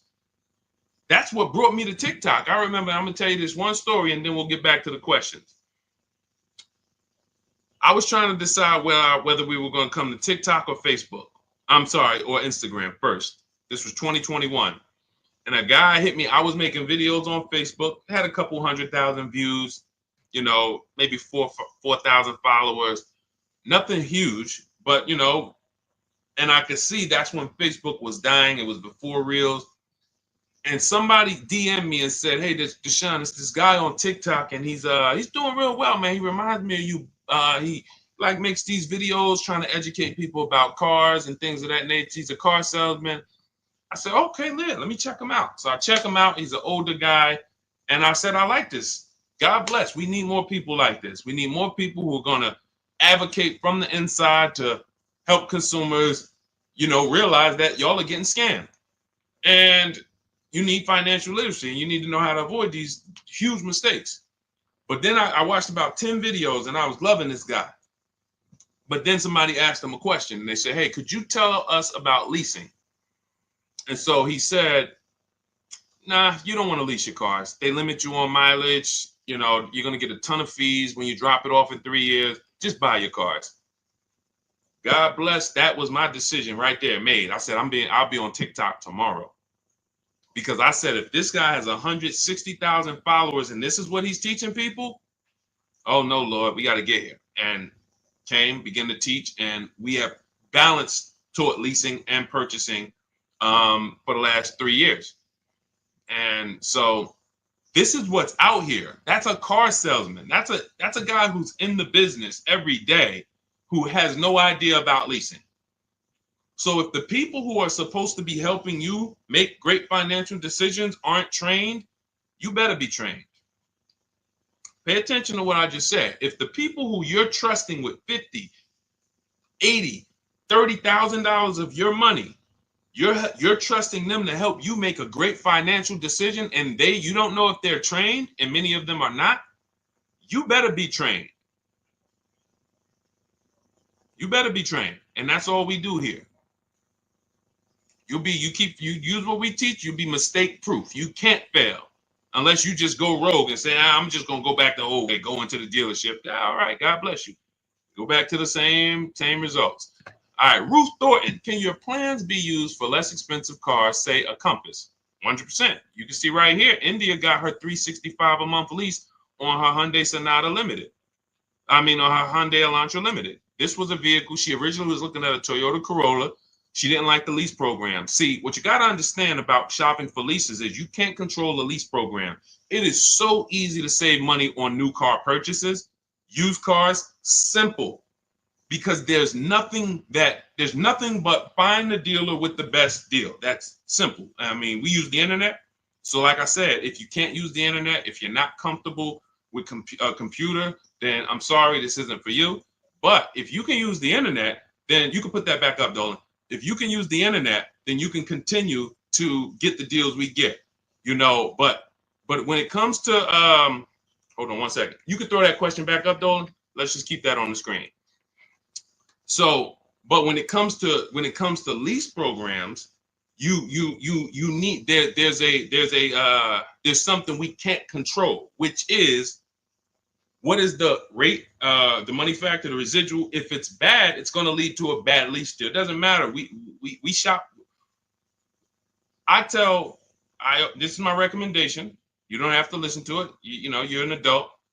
We don't make a decision before we see 5 offers on a lease, because you never know where the bottom of the market is on a car. So we want to see 5 offers when we buy a new car, when we see a lease. So we do it from home. If you want to do it your way, you don't have my book, you can call around, talk to sales managers, try to get 5 offers, because what you're going to see is they're going to be totally different. People are going to take off different amounts. But when it comes to the lease program, you saw that India, she was shopping for a Toyota Corolla and she got all her offers, and she identified it was a bad lease program. That means all the offers are break the 1.5% rule. It's not a dealer's fault. So we're not going to get too complex, but you got to understand, with a lease, it's not like a purchase. There's a bank that we use, and if the bank has a bad deal, it'll almost be like that. It's not like interest. It's a bad lease program. So she ended up going to a Hyundai Elantra Limited. So that's the one with the nice features, $28,000 vehicle.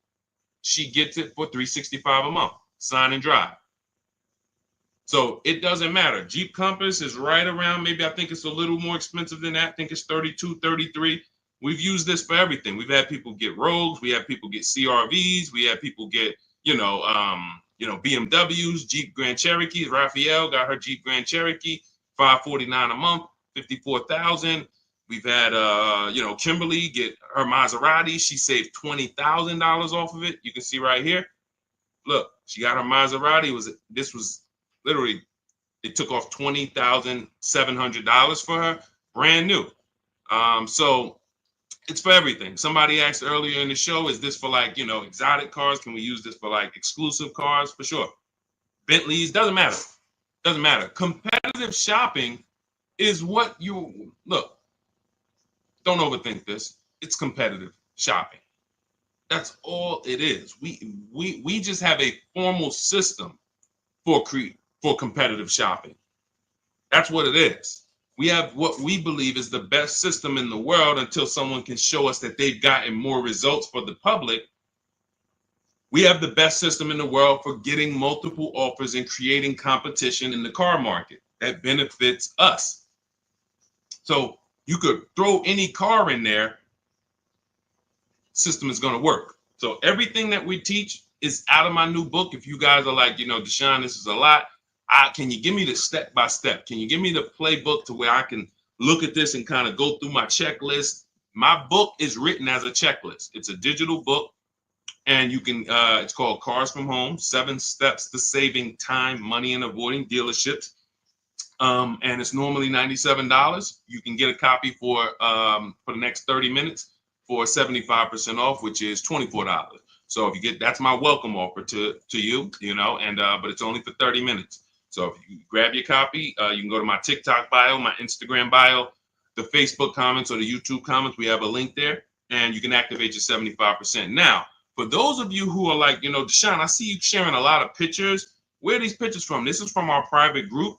I've been coaching people through our courses since 2021. We created our Cars from Home Done With You, because some of you have a different learning style. You like, instead of reading, you prefer step-by-step videos, short videos, 3 minutes, 5 minutes, to walk you through the process. And then you want community that can support you. We have our private Facebook group with I think we got about 1,500 people, almost 1,600 people in there. And then we do a coaching call twice per month, every, first and third Wednesday.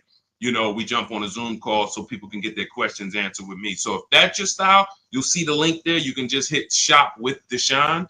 Now, you do have to qualify for that. That program's not for everyone. But if you click there, go watch the video, and you can see if you qualify for that. So I don't care how you save the money, how you eliminate the anxiety. If you find a more creative way than the Cars from Home system to buy cars and guarantee that you got the lowest price in the market, from home, then God bless you, do it your way. But no one is able to guarantee that they're getting the lowest price in the market. You negotiators, you're losing, because here's what I'll tell you. If you came out of a dealership and you said, man, Deshaun, I just beat him up in there, man, I got a great deal. I said, let me ask you a question. Would you bet me $1,000 that I can't find a better deal than the one you just signed?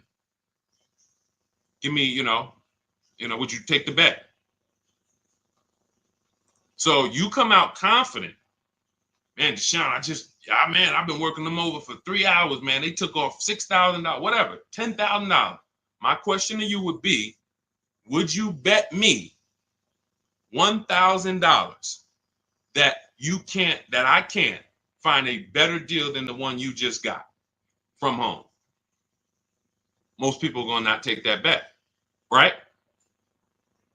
Right? Because they don't have the guarantee. They don't have what we call deal assurance, price assurance, which means they have buyer's remorse.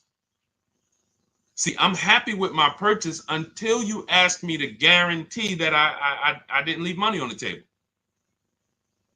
But watch this. What you're going to be doing different is you're going to be so confident in the way dealers are bidding. When my dad picked up his Palisade yesterday, when we got this Infiniti a couple weeks ago, We guarantee you. I come at that dealership with my new vehicle, and you can say, hey, bet me some money. Would you bet me $1,000 I can't find a better deal than this? And I would say, can I bet two? Can we go double or nothing? I mean, or can I double? Can we put a little bit more on the line? That's how confident you're going to be when you actually start to use a competitive system where you can look at several offers from home. Another thing our system does is make you see that, okay, 4 out of 5 dealers are overpriced. See, you hear people say, oh man, I went to Nissan, they're overpriced. Nissan want too much money for the Altima. No, you went to one Nissan independently owned franchise and you got a price from them. You didn't go to Nissan. You're not dealing with corporate. You went to one franchise. That's like going to one McDonald's and you had a bad experience. And McDonald's is not good. They don't treat us good. No, that one McDonald's on Main Street in this city, you didn't have a good experience with. Every single dealer is different. Some of them owned by the same people, but they still compete. So what you are going to do now with the Cars from Home system, whether it's the book or whether it's, listen, and look, you do it your way. But if you don't start to create competition, you'll never get rid of your buyer's remorse. You're never going to have price assurance and confidence that you didn't get scammed, that you didn't overpay, that you didn't get enough money for your trade-in, that you didn't, we didn't get the question yet today, but hey, is this a good interest rate, Deshaun? Like, all of this stuff is buyer's remorse questions. When I drive my car off the lot, that's why people don't talk about the price they pay when they leave. Once we drive our car off the lot, I never want to have buyer's remorse concerning price, and I'm never going to have it. But if I was to ask you about the price on your car, hey, can I see, I run into people. I was just at the dealership yesterday. I was coming outside and the young lady was out there. She said, oh, hey, I follow you on TikTok. I said, hey, God bless you. I said, you picking up something here? She said, yeah, I'm getting this used car, but then they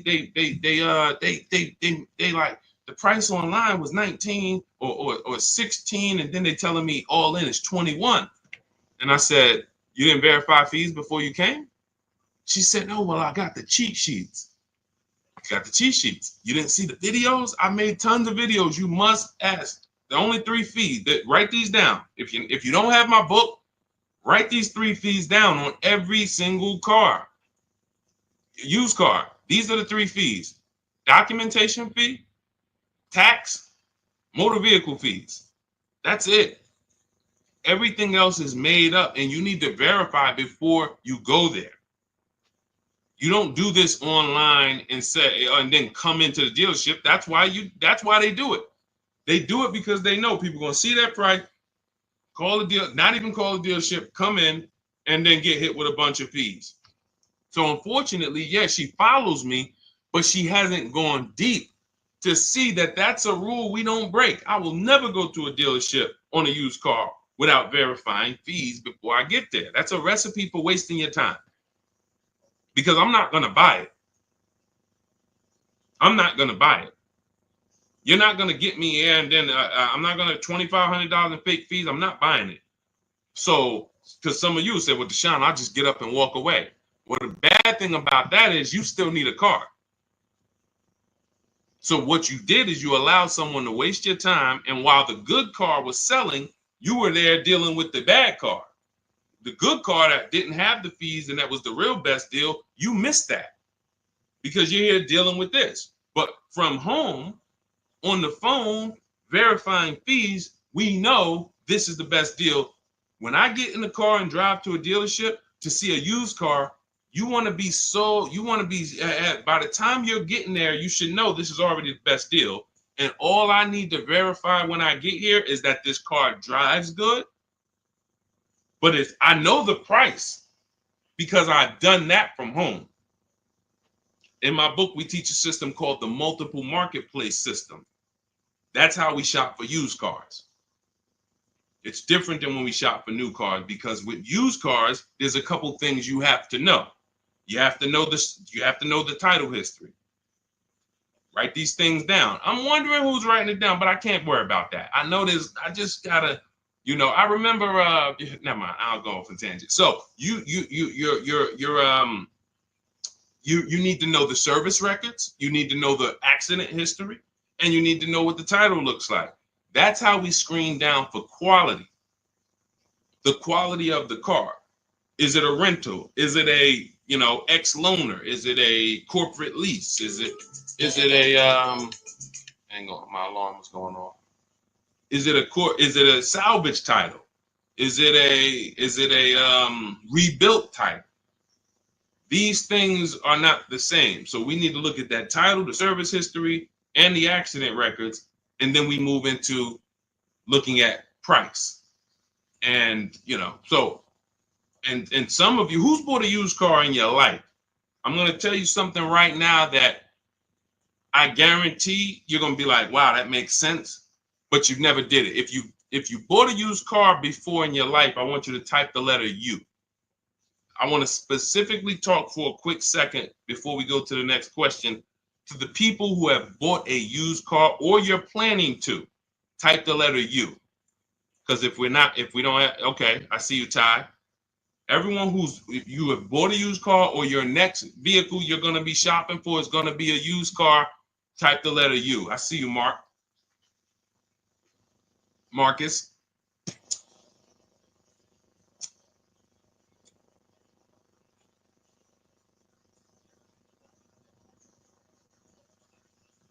Okay, just a couple people. When you look at a used car, the most important thing to determining if you're overpaying is to know the original price. I'm going to tell you what I did with my used Infiniti that we got a couple years ago, and you'll see why this makes sense. When I was narrowing my search, I told you how we narrow the search. We narrow it from accidents, service records, title history, but then we narrow it down. You put your mileage in there. Narrowed it down to 4, and I was looking at 4 white Infinitis. They look similar, and they were all between 30 and 32,000, so they're pretty close in price, between 30, 32,000 in that window. Now, most of you would have made a bet, would have just went with your gut here. You'd have just said, okay, well, these look similar. They all white. I mean, all right, let me go take a look at this one. I like them all. You would have made a horrible decision. I'm going to tell you why. Once we found out the brand new price, first of all, now I can see the equipment that's in the car. I remember when I was at the dealership, people would come in, replace their car and be like, Deshaun, on the next car, I want the remote start. And I'm like, hey, I'm sorry to let you know, but you have remote start on this car that you're getting rid of? I did. Yeah. So they didn't even know what was in the car they had. So that's another reason to get the original window sticker or the original equipment list. But even more important than that is I get to see what was the cost of the car brand new. So once I did that, I saw that one of the Infiniti trucks was 46, one was 48, one was 52, and the most expensive one, brand new wise, was 54,000, and it had a ton of equipment in it, special cameras, sensors, and that stuff wasn't easily visible looking at the listing. Now you look at what the discount is from that price. That's something in my book. For those of you who have my book or will be getting it to shop for your used car, you'll see something we created called the True Value Discount. All that matters on used cars is how much discount am I getting from the brand new price, not what am I getting from the dealer. As I'm comparison shopping, I'm looking at that used car. I'm looking at 4 Honda Accords. This one is giving me a 30% discount from the brand new price. This one's giving me a 32%. This one's giving me a 40% discount. And had people been doing this, some of you wouldn't have got in trouble, because we had a lot of people during the pandemic get in trouble buying used cars paying the exact same price that they were brand new. Our people wasn't doing that, but for those of you who unfortunately you didn't know how to shop and you went out and you thought I could go out here and deal with this market, and unfortunately that was a horrible decision because we had people buying Toyota Camrys for $27,000 that brand new was $28,000, and they were 3 years old. And now those same cars right now are worth 12 or 10, but the person still owes 25 or 24 or 20. So it's a horrible situation.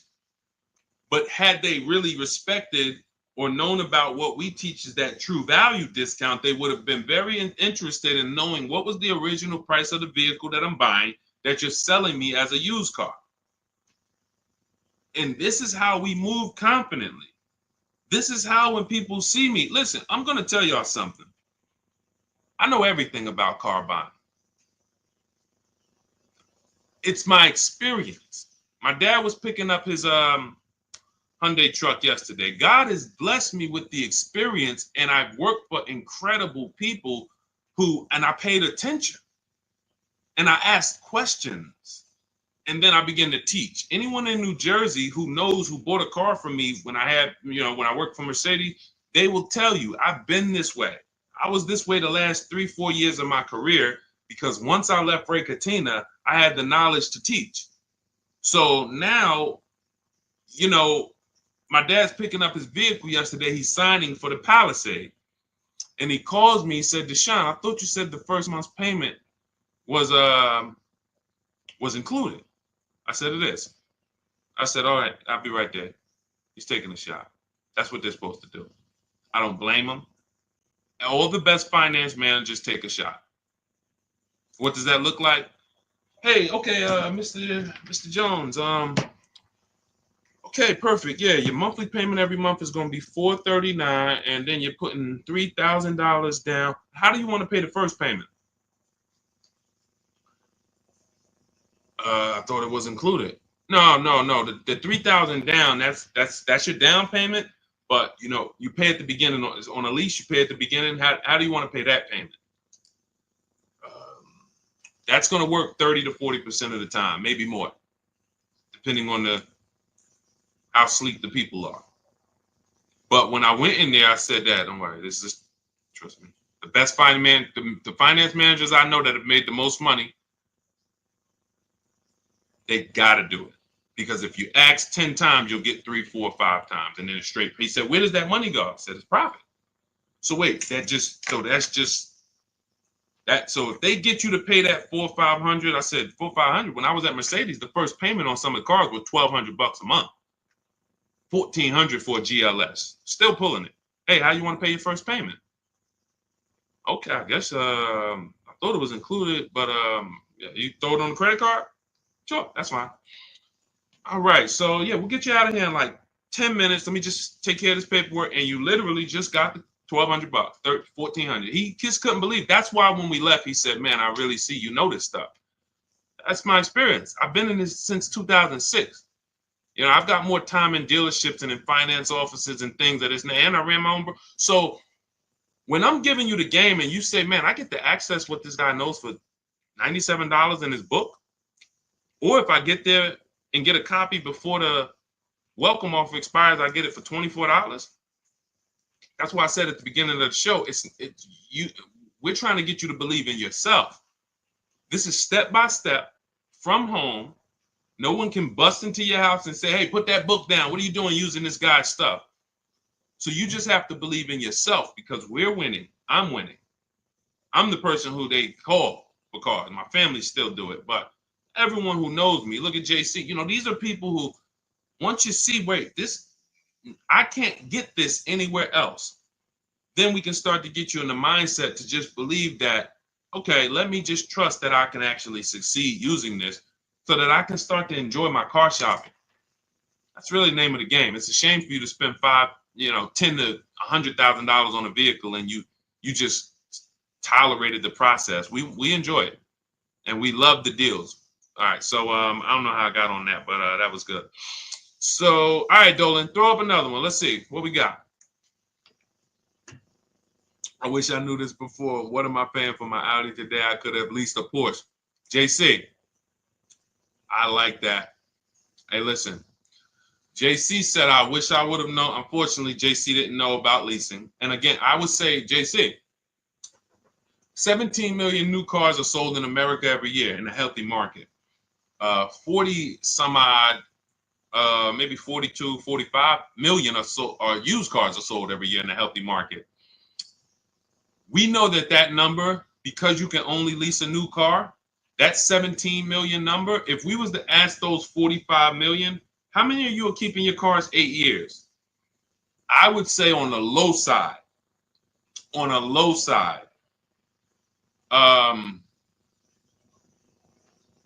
at least 30% would say, no, I'm not keeping this 8 years.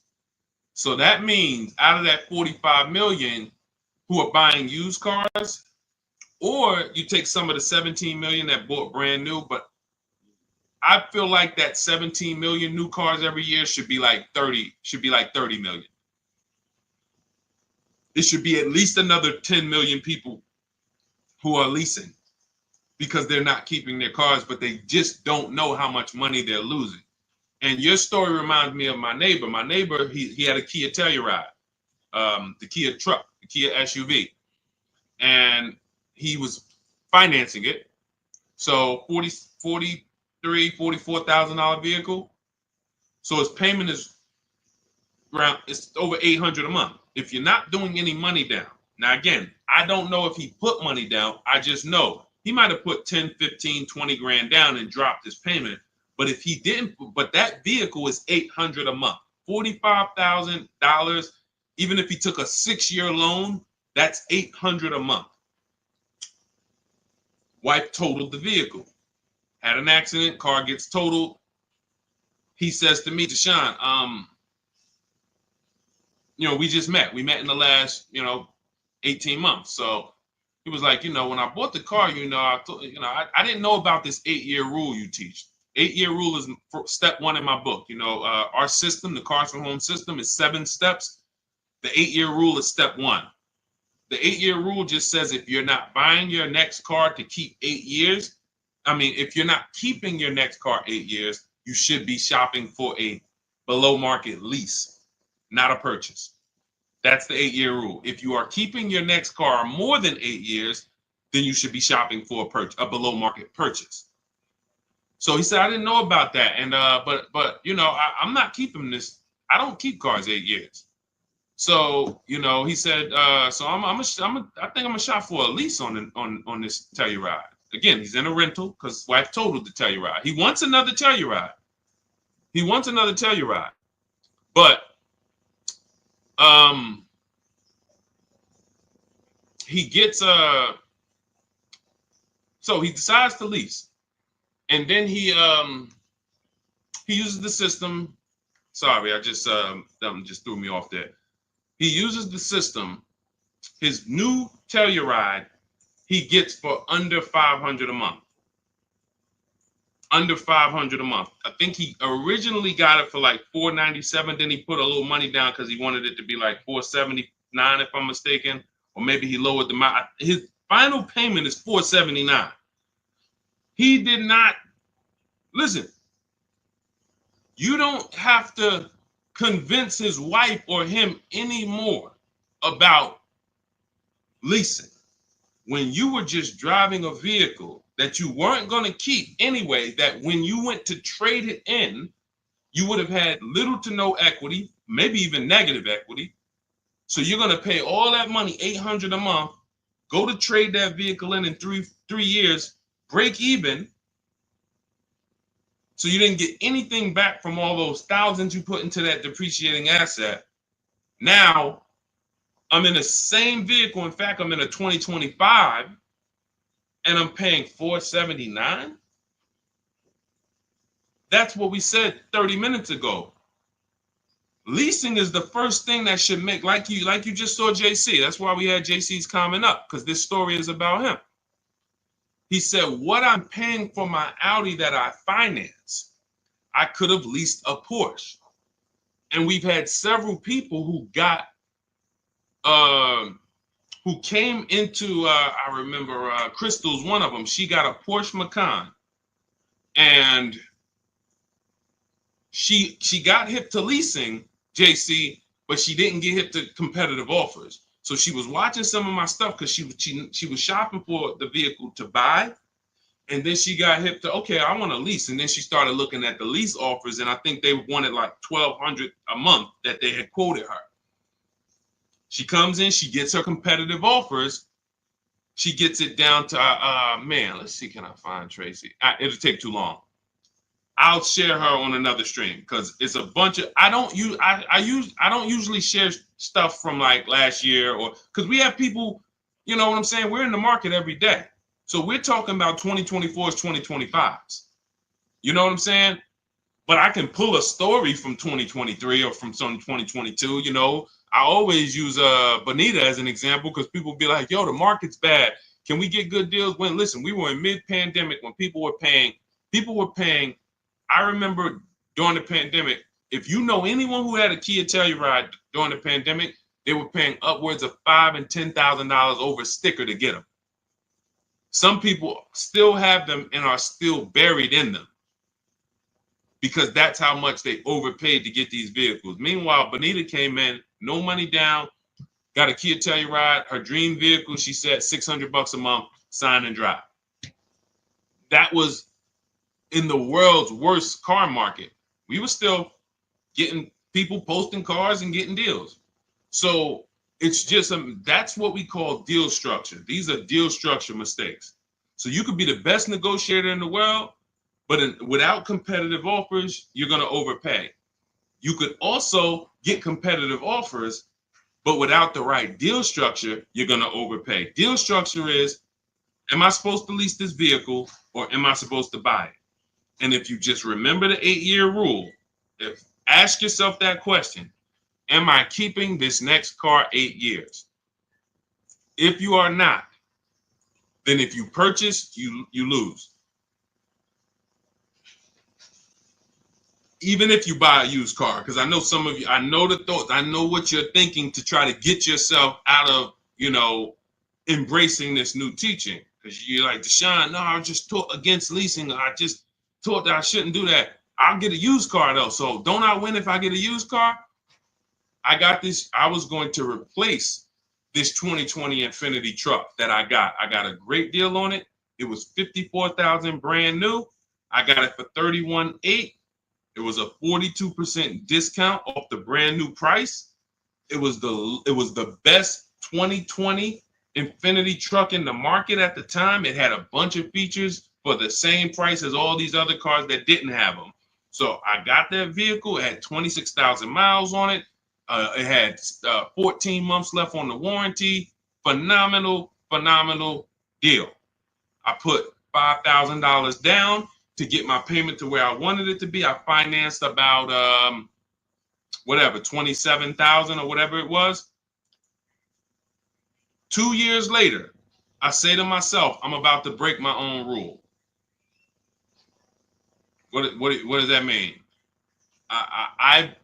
Me and my wife have leased cars. Sometimes I would buy one, but we've always had a lease in the house. We've always had a lease. That's hassle-free, low car payments, no maintenance, never got to worry about not having a warranty. So now I'm like, man, you know what? I think because you buy a vehicle you're in love with, your dream vehicle, and this wasn't it. So I'm like, all right, you know, when I get my Escalade and things that I know that I'm going to keep for 8-10 years, then that's the vehicles you buy. But vehicle, I'm like, I'm not going to keep this Infiniti 8 years. Now, I start plus I have that, not to mention, I'm seeing that I have people like you saw Ansley, and you haven't seen Rosalie yet, who got brand new QX50, QX60 deals, and they were paying ridiculous payments, $592. Rosalie put down, you can't see this, it's zoomed in. You guys can't see it on TikTok, but whenever you get a chance, if you pop over to Instagram, YouTube, Facebook, you can see the replay. I can't share this, unfortunately, on TikTok, but I tell you about it. And the people on the others, we're live on 4 platforms now: TikTok, Instagram, YouTube, Facebook. So when I saw their payments, and then I saw Ansley got a $58,000 vehicle, $554 a month. I'm like, all right, I think I want to go get me a lease on one of these brand new ones. So I got my lease. I put $1,200 out of pocket, $499 a month, $54,000 vehicle. But I went to, some of you guys know we don't trade cars. We get bids. I got bids from whenever you want to find out what your car is worth. These are the 6 websites you go to. You do not go to kellysbluebook.com. It's trash. CarMax, Driveway, Carvana, KBB Instant Cash Offer. You want cash offers. You want people who will buy cars every day, thousands of cars a month, making cash offers for you to see what your vehicle is really worth. And they pay more than most dealers. But KBB Instant Cash Offer, that's going to get you a local dealer's bid. AutoNation gets you a local dealer's bid. Car Gurus get you a local dealer's bid. Carvana, CarMax, and Driveway. 6 offers. So I get my offers, and then I get my payoff, and what do I see? The same. My vehicle's break even. Break even. Now you might say, well, if you break even, ain't that good though? Because you know you could get out of the vehicle, you don't have no negative equity. What happened to my $5,000 down payment?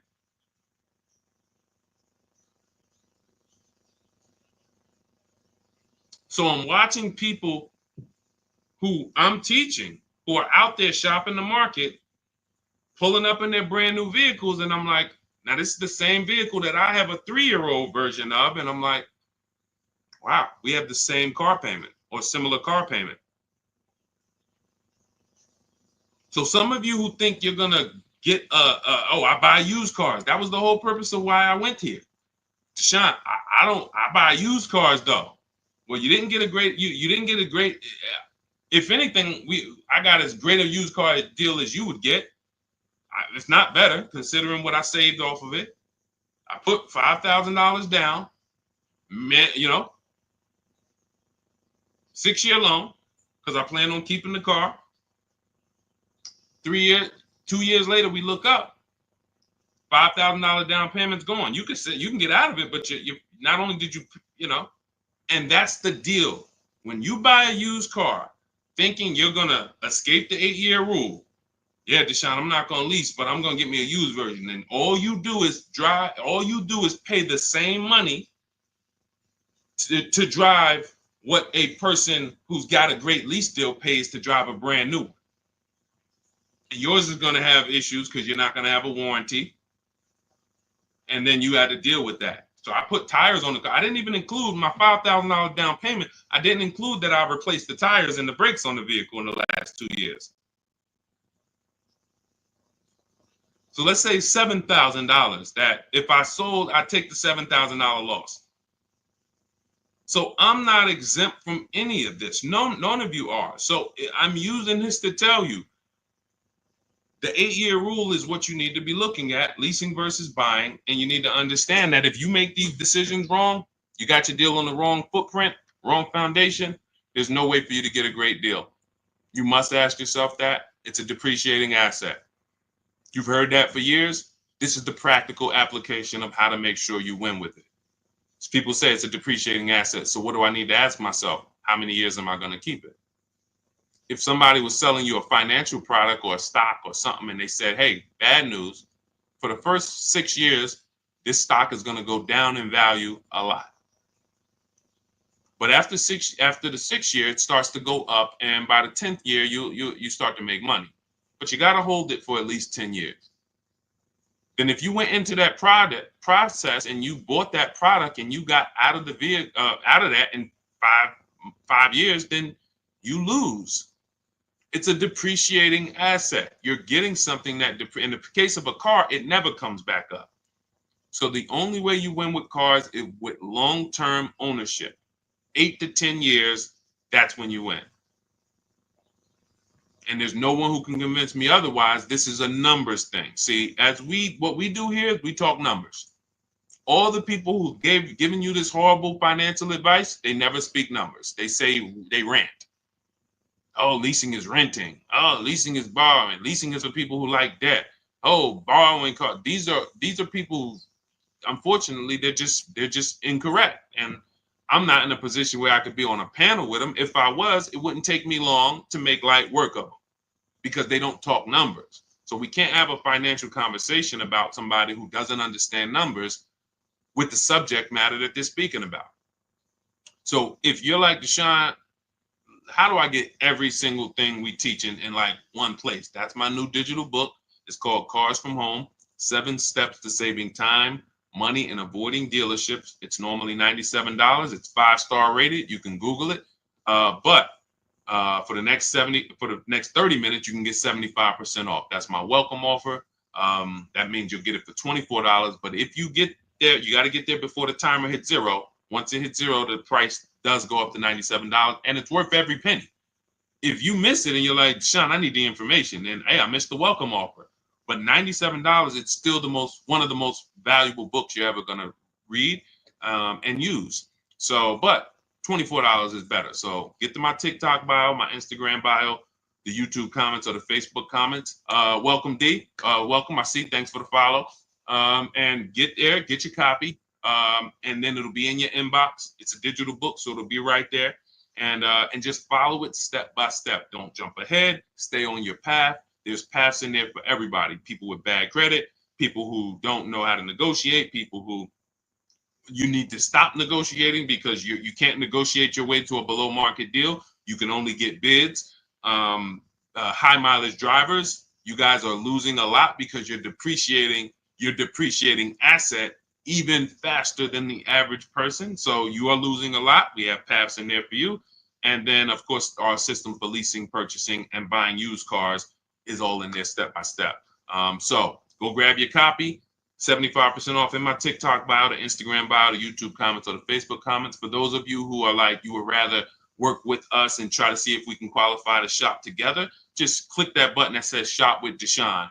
That's for you who are like, you rather watch videos instead of reading. You prefer 3 to 5 minute step-by-step videos, and you prefer a community. We have a private Facebook group. That's when you see all of these people that I post their cars, they upload their cars and their deals to our private Facebook group. It's called it's called a graduation. So the first time you get your car using the Cars from Home system, you're a graduate. And then after that, you're an alumni. And we just had Sheree. Sheree is probably our most successful alumni. She just got her 4th car. She joined us in 2022, and she just said she's seen things get easier and easier. And when you join the Facebook group, you'll see her like right at the top, 4th car. So this is the world we want you to experience. Peace of mind and really, So if that's something for you, you can click that button in those same links that says Shop with Deshaun. See if you qualify. And other than that, we'll be back on another stream. Thanks for checking in. God bless you.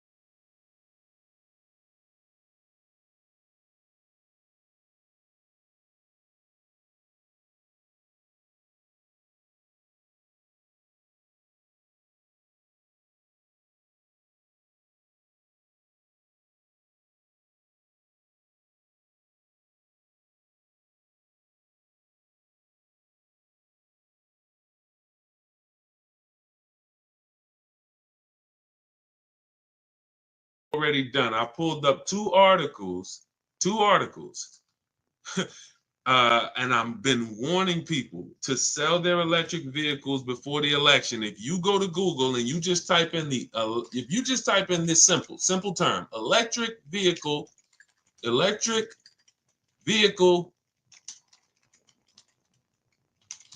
market, Trump. Just type that in, see what happens.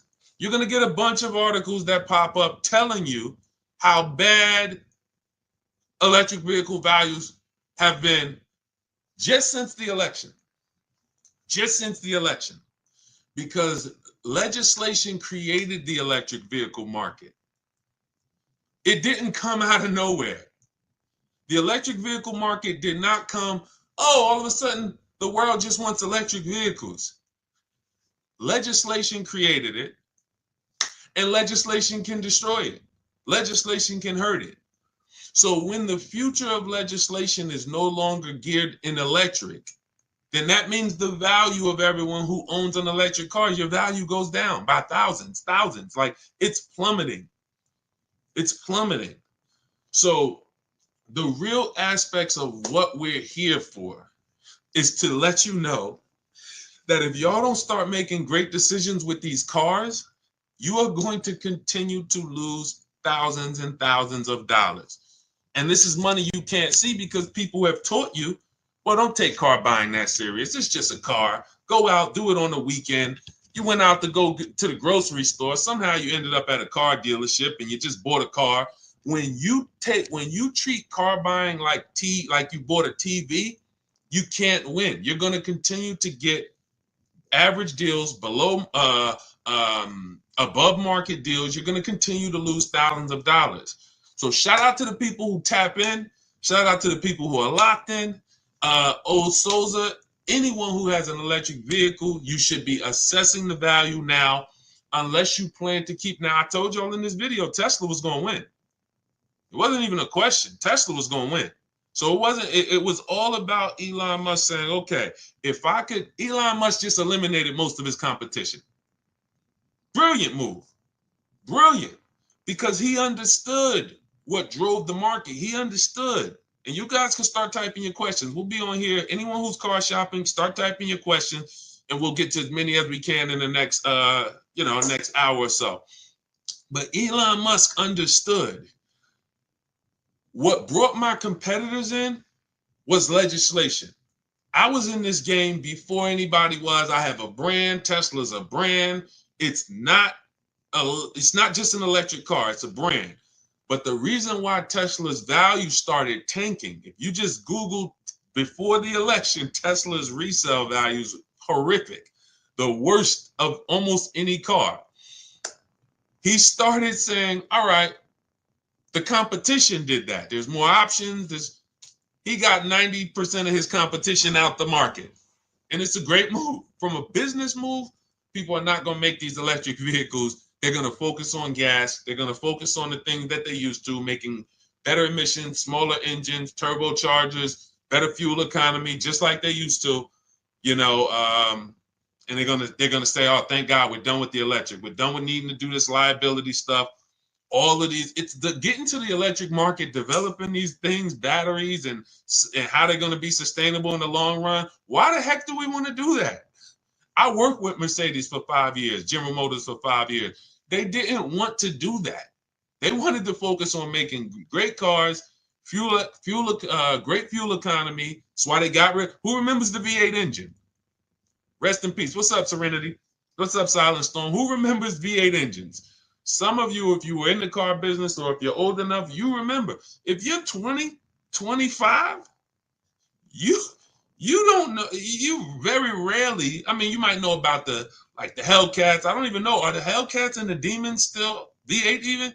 Some of these vehicles are getting 600, 700 horsepower. Are they V8 engines? Somebody let me know. Somebody let me know. If you know somebody who has a Hellcat or a Demon, or because I know the AMGs, when we worked for Mercedes, the AMGs, which were always 5-liter and up V8 engines, you started seeing AMGs that were twin turbo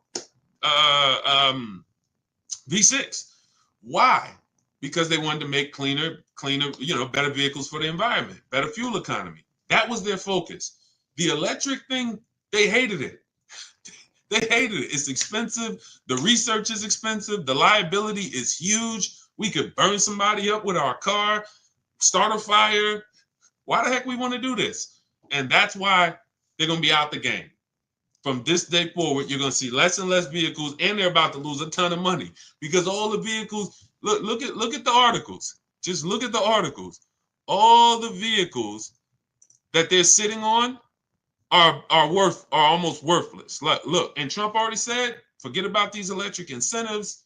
they're going to sit on lose tons of money on all this inventory. And they're going to look back and say, dang, that electric vehicle wave was a nightmare for us. Thank God it's over. Which means what happens to the people who own an electric vehicle? Sucks for you. Sucks for you. So that is what we do here. Everyone who was willing to listen, oh, you're going to win. You're going to win. So who's car shopping right now? What's up, JT? I see a lot of people checking in on TikTok. Good to see you, Humphrey Holiday, Ricardo Ramirez. Hold on, I see important time-sensitive question for you, Deshaun, over on the private page, please. Okay, you got it. You talking about the group page?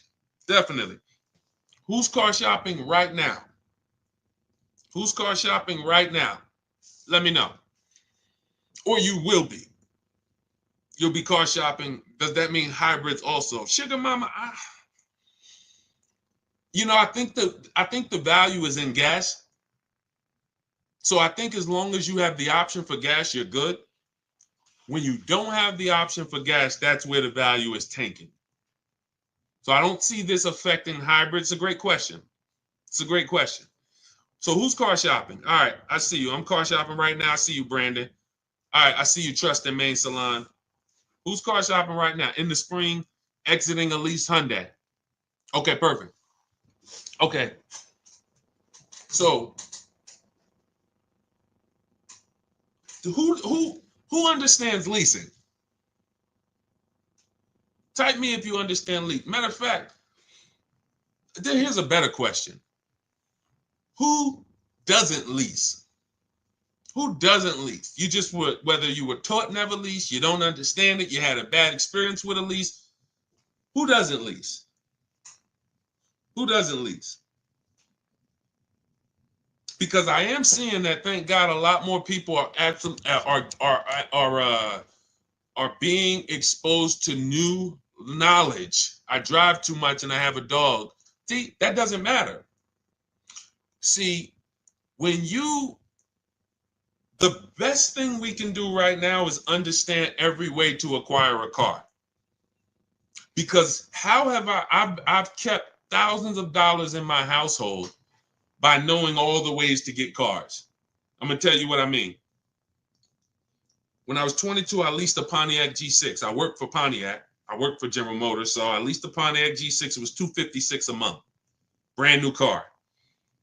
My next lease was an Infiniti G25 for $310 a month. $310 a month. 30-something $1,000 car. My next lease was a Q50 Infiniti, $45,000 car. It was $325 a month. My next lease was I had 3 Q50s in a row. I had one the first year it came out, 2014. Then I had a 2016, and then I had a 2019. 3 Q50s. Payment was $345, $365. And I think my last one was like maybe $390. Never over $400. Why is this so important? I watch my friends drive garbage for $500 per month. And when I say garbage, I mean vehicles that were, let me give you an example. And I don't mean, let me be clear. This is how big of a difference below market leases are, because people don't know how to get them. Somebody was on my page earlier talking about, hey, these lease prices that he talks about getting are not possible. They're not possible for you. I said, bet me $1,000. I said, you want to bet me $1,000? Jump on my live today. Bet me $1,000. I won't show you 20 people who are getting the same below market lease prices that I talk about. Danielle, Kimberly, Charles on his Palisade. Look, Zafrina on her Jeep Grand Cherokee. Melissa on her Hyundai. Jen. I never heard from them. Why is this so important? Because when you buy a car, you're buying the entire car. You have to pay the entire car, and it's expensive. It's expensive. The reason why, when I watch my friends who had a Toyota, she had a Honda Civic, and she was paying $500 a month because that's what it cost. She didn't get a bad deal. A $23,000 Honda Civic costs $500 a month. That's a norm. That's what it costs. Every $5,000, some of you guys know, is about $100 per month. So she's paying $500 a month. I'm driving a $21,000 Pontiac G6. I'm paying $256. Who understands? Who understands that for any family, paying $256 a month versus $500 a month, it matters. Now, if she was paying $500 a month and she was driving a much more expensive vehicle than me, that's different. We're driving a similar price vehicle. But for some reason, you were taught to buy your cars. Now, there's a place for people who buy cars. We're going to get there. Because some people say, oh, Deshaun, should everybody lease? No, they shouldn't. We'll get to you. We'll get to the people who should not be leasing. But we don't have a problem in this country with people leasing when they should be buying. We don't have that problem. Thank God I get to talk to 2 million people all across my 4 platforms. Between TikTok, Instagram, YouTube, Facebook, we got 2.3 million followers. We've been talking to thousands of people for 3 years. I get data. We do not have a problem with people who are leasing, but they should be purchasing. We have a major problem with people purchasing who should be leasing. Major problem. Friend of mine who met me about a year ago, he lives in my neighborhood. He had a Kia Telluride, $45,000 SUV. He's paying about $800 a month. He didn't get overcharged. That's what it cost. Unless you put a ton of money down, that's what it cost. He totals his vehicle. His wife totals it. He said, Deshaun, I noticed this 8-year rule you teach, which is if you don't keep your cars at least 8 years, you should be shopping for a below market lease deal, not a purchase. He said, well, I don't keep my cars more than 8 years. I said, so what's your next move? He said, so I should be shopping for a lease. I said, exactly. He shops for his lease. He had a 2022 Kia Telluride. Paying what? What was he paying? Let me see who's paying attention. What was he paying? Y'all know we dialogue here. If you're new here, we'll do a welcome shout out to the new people. But I'm talking to the people who tap in. You know we dialogue. You got to stay close to your keyboard to get a lot out of what we do here. To the people who want to save their money. There we go. 800. Thank you, Sugar Mama. Thank you, Deshul. Thank you. I see you. So he's paying 800. Vehicle gets totaled. See you, Dark Star. He says, all right, Deshaun, I'm going to shop for a lease. His best deal when he used our system, he reached out to 25 dealers online. He got more than 5 offers back. His best deal was $479 a month.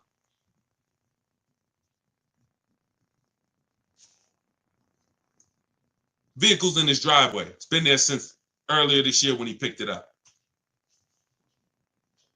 You understand?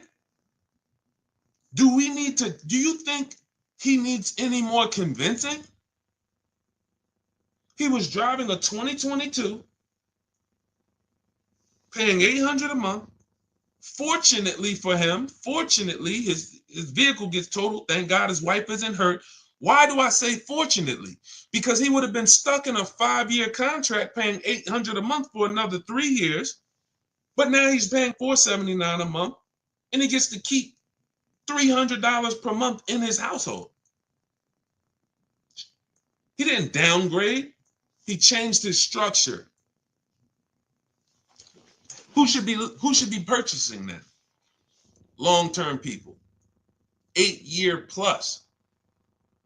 Because when somebody's paying $300 a month less than you for the same car, it takes you a very long time to catch up to them. You got to pay off your car, keep it, because one thing about a lease is you're always going to have a payment. So you're always going to have a payment. So eventually the person who keeps their car a long time, 8+ years, they're going to catch up. Sugar Mama, after the lease, you lease again. See, that's the thing. After I leased the Infiniti for 3 years, I went and I got another one. And then I went and I got another one. And see, A long-term person is not switching their cars 8, 10 years. Who has a car outside they've had for at least 8 years? Type me in the comments. If you have a car in your driveway right now, you've had it for at least 8 years, minimum. Type the number of years you've had it. Type the number of years you've had it. Now we're starting to see what we're going deep on the first start of this stream is the foundation of how to get cars. And if you are buying when you should be, type how many years you've had the car. Okay, I see you've had it for 8 years. I see you, I can't see your name, it just says user. If you have a car, because the best thing you could understand before we go out to get great deals is, should I be leasing? Has nothing to do with miles. We're going to get there. Nothing to do with how much you drive. Has everything to do with how long you keep the car. Yep, we'll get there, David. Yep, 30,000 miles a year, no problem. It has everything to do with how long you keep the car. Shout out to the sharers. It's time to hit the like button if you're enjoying what we're doing. Hit the like button. Appreciate you. If you're on TikTok, you know you guys like by double tapping the screen. Every time you double tap the screen, you run the likes up. So think about that. Okay, you got people on here who has, look, Arliss had a car, 14 years old. It's a 2010 QX56. Sugar Mama has a car that she's saying she had it for 8 years. Stuart Wilson on YouTube, I see you, 8 years. Okay, Facebook, I see you. It's not showing me your name, but it says you're at 8 years now. Okay, now, these, when that's the strategy, you're not thinking about leasing. If that's your strategy, all you should be thinking about is, I got to make sure I get a below market new car or used car deal. That's it. I got to make sure I pay less, make sure I don't overpay for my loan. If I'm getting a loan, make sure I get the lowest interest rate. That's your deal. You are not thinking about leasing if you are keeping the car long term, because the reason why we lease is to avoid what I call, remember this, who knows what this is? If you've been on our broadcast, every time I bring this up, type one word, what does this represent? I might have a bunch of new people on here, so I'm not going to assume everyone knows what this represents. This right here is a word that begins with a D. Begins with a D. First person to type it in, you got a free copy of my new digital book, Cars from Home, 7 Steps to Saving Time, Money, and Avoiding Dealerships. Who knows? When I break this out, this is what you think. Every time we talk about buying versus leasing, this is what you should be thinking of. Let me go on Instagram because I can't even see the comments on Instagram. Let me see if anybody knows, because I want to give Instagram a fair shake to see if they got it. Hold on. Hold on, I'm coming to you. Okay, hold on, Stuart. Well, hold on. Now, Facebook, it's not showing me your name. Hold on. No, Maurice Johnson, you put depression. You know, that was close. I want to say, I can't say who got it first. I can't say who got it first. Because Facebook user, you typed it in depreciation. It's not showing me your name. Yes. Thank you, thank you, thank you, thank you, thank you. I can't say, maybe I got to look at all the comments. I think it says you Facebook user, but it's not showing me your name. And I think if you message me in our private group, then that means you already have the book. Look, Stuart Wilson said, I got the book, give it to them. So thank you for the people who actually, know that, whether you got my book or whether you've been on the previous live. This is what we're thinking about when we're talking about buying versus leasing. So when you are buying your car, we just gave a shout out to all the people who have a car they have for 8 years, 10 years. This is the value of your vehicle when you buy it.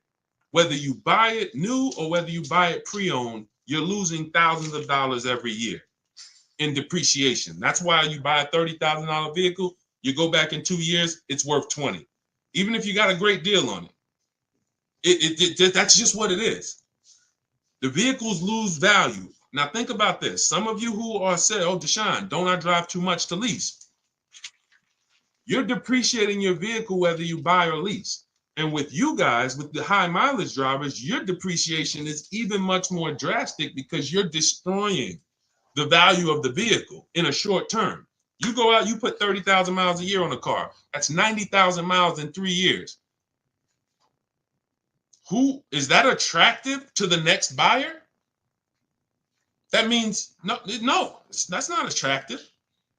So when you go out and you drive high miles and you think, well, because I bought my vehicle, I guess I'm okay.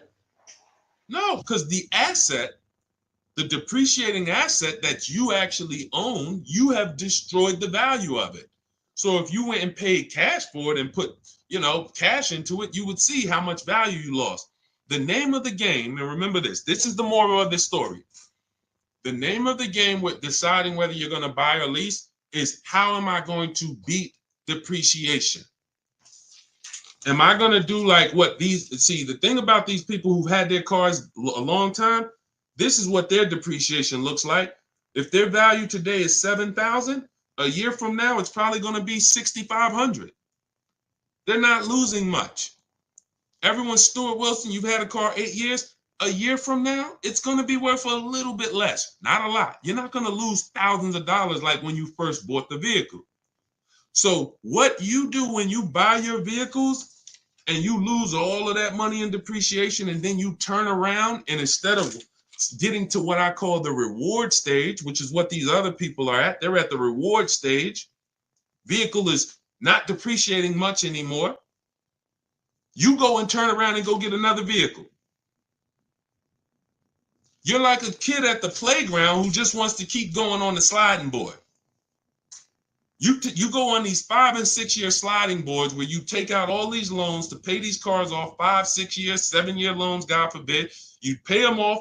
You ride that depreciation down. Your vehicle was worth 30. By the time you end up paying off the loan, it's worth 12. Then you go and turn around and you do it all over again. It's a constant loss of thousands of dollars because you're paying a lot more than a person who would be leasing would pay. So what's the moral? If you don't buy your cars and keep them 8 years, you shouldn't be buying. It's that simple. It's that simple. Nothing to do with miles. Everything to do with time. Here's an example of somebody who got a high mileage lease, above average. Jen. Jen gets a below market lease on her Honda CR-V hybrid. I always tell you guys, when you shop for your leases, we always shop with 12,000 miles per year. You must get 5 offers. Because if you don't get 5 offers on any car, and this is for used cars, this is for new cars, this is for leases. Cars are not, it's not like the Apple store. And then y'all start typing your questions. What we'll do is I had to lay out this foundation, and then we'll start going into questions. But without the right foundation, you're not going to be asking the questions you should be asking. So some people think, you might have been taught, or you might have been programmed to think that, all right, somebody will say, Deshaun, I went to Nissan. They gave me a quote for a lease. Nissan is overpriced. Thank you, David. Nissan's not overpriced. That one Nissan dealer is overpriced. So if they got you to think that every Nissan dealer is one price, you go to California, that's like the Apple store. You go to California, the Apple, you want an iPhone 16, it's going to be the same as New Jersey. It's going to be the same as Florida. It's totally different with cars. One Nissan dealer has one price. Every Nissan dealer has a different price. Some people are going to charge you over sticker. Some people are going to discount a little bit. Some people won't discount. Some people are going to give you the rebate. Some people are not going to give you the rebate. It's all over. Everyone's competing, and their goal is to make you think there's no reason to shop around because we're all about the same price. We're all the same price. That's what they really want you to think. We're all the same price. But you take a look at Jen. Jen gets 5 offers. Her best offer on a $40,000, almost $40,000 Honda CR-V, $512 a month on her lease. $512 a month, no money down. We always shop for leases with no money down. Do not let these commercials make you think you must put money down when you lease. There is no requirement of putting money down when you lease. That's a gimmick. Because if they can get you to think that, then you're going to do it. But as you can see, I'm going to show you several people throughout the rest of the stream who we always shop with no money down. All we want to do is give them our first month's lease payment. We drive off as long as it's under our budget. $512 a month she gets. That's a 1.3% lease. Her payment is 1.3% of the MSRP. The way we judge great lease deals is with the 1% rule. So if your lease payment is 1% or lower of the MSRP, you stole the vehicle. Anything 1% to 1.5%, good lease deal. Above 1.5%, bad lease deal. A lot of people signing bad lease deals. They don't know it. How do we know it's a bad lease deal, Deshaun? We add up the payments. Just add up the payments. With a lease, the name of the game with a lease is driving the most money. I see you, D Hall. We're gonna get to everybody's questions. I see you. We got a lot of questions coming in: Instagram, TikTok, Facebook, YouTube. Let me just lay this foundation, and then we'll do some serious Q&A. When you look at Jen, she's paying $512 a month. That was her best offer of all the offers she got. We do this from home, and then she bumped it up because she needed 18,000 miles per year. In my book, I have it's like literally a paragraph. It's called "Choosing Your Miles Wisely." One of the worst things you can do with a lease is to not get the mileage that you truly need. And a lot of people do that. They'll go in knowing they need 15,000 miles per year, but they get 10. It makes no sense. Why? Because they're saving $25, $30 a month, to go from 12,000 to 18,000 miles a year. Jen is paying $50 more per month. That's it. $512 a month to 18,000 miles. Now, let's just say, for the sake of you, David, if she was doing 30,000, she might go from $512 a month up to $675 a month. It's not $300, $400 more per month to get additional miles. So what we do is we shop for our leases, we get our below market offer, because we get all these offers, we choose the lowest one, and then we bump the miles up to what we need.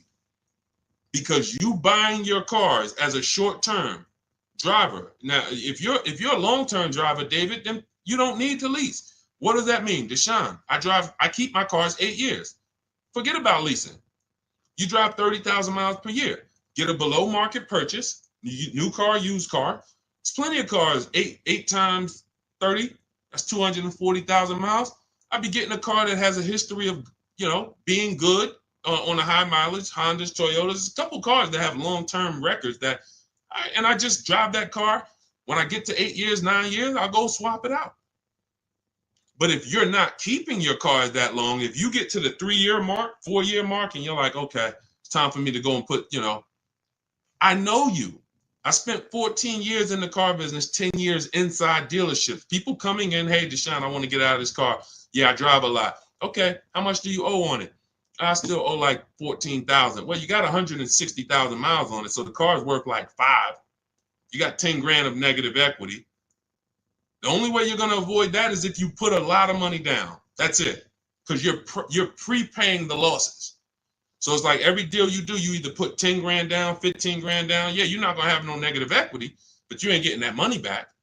That money's gone. The car is drinking it. Like, okay, thank you for that 15,000. You won't get that back. When you lease, you're just paying a little bit every month, and you're keeping that money in your bank account. Depreciation, you're not going to beat it. That's where we're losing. That's where you're losing. Depreciation in the short term with cars is going to destroy you. It's just you can't avoid it. Some people think, oh man, my cars go up in value. I got a car with high resale value. You don't own a rare Porsche or some rare, collector's item car. We had one run, y'all, 2021 to 2023. We had one run where cars had limited supply, and we were able to sell cars for 10, 15,000 more than what they're worth. 7,000 more. That's why if you look at my old TikTok videos, when I came to TikTok and Instagram, I was wanting cash out, everybody. Sell your cars. You're never going to have a time in history where we could do this again. Sell it. And we had people selling leases, making 7, 10 grand. We had people buying cars that they had just bought in 2020, turning around, selling them 2022, getting all their money back. It was beautiful. It's over. It's over. We're back to a normal market, normal depreciation, and that's just what it is. Okay? So the foundation I just laid is step 1 in my book.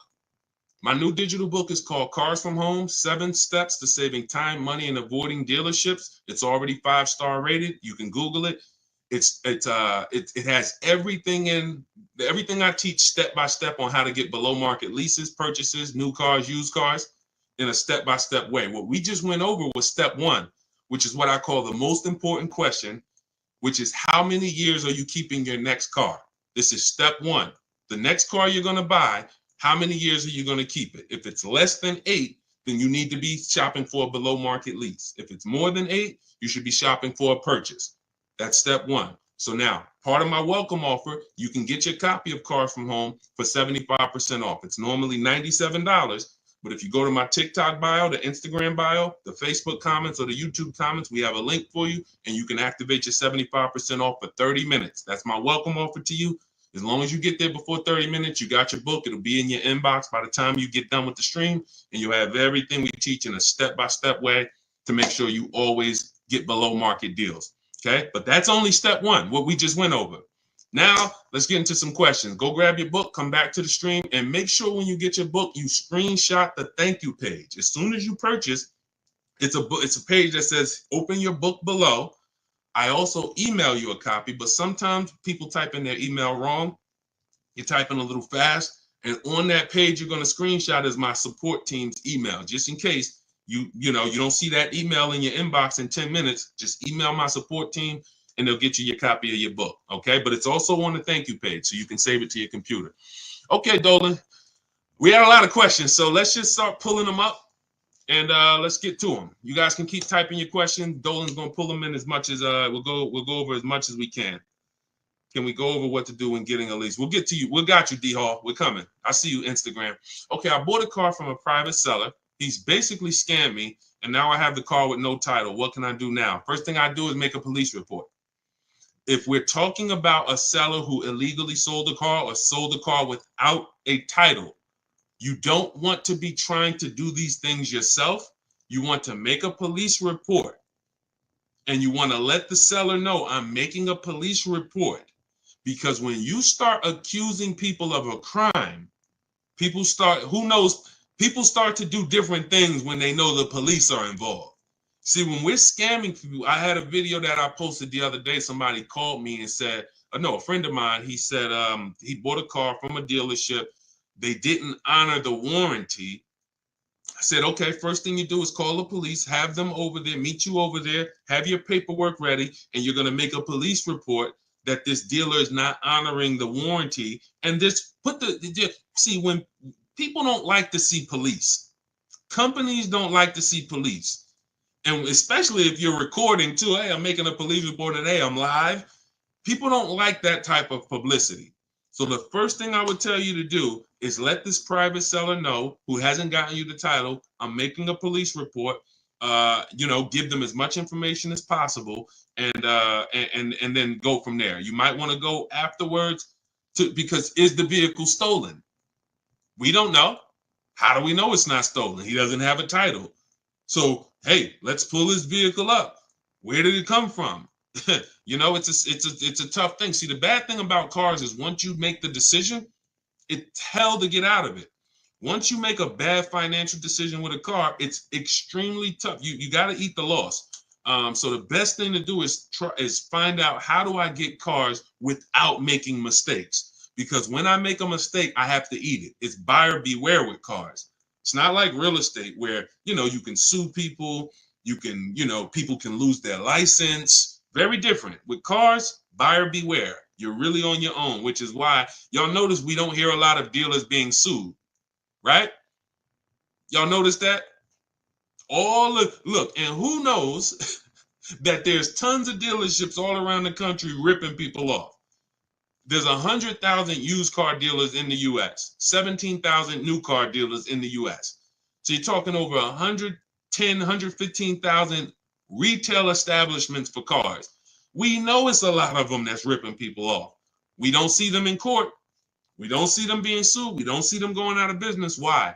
Because their contracts say it's your job to protect yourself.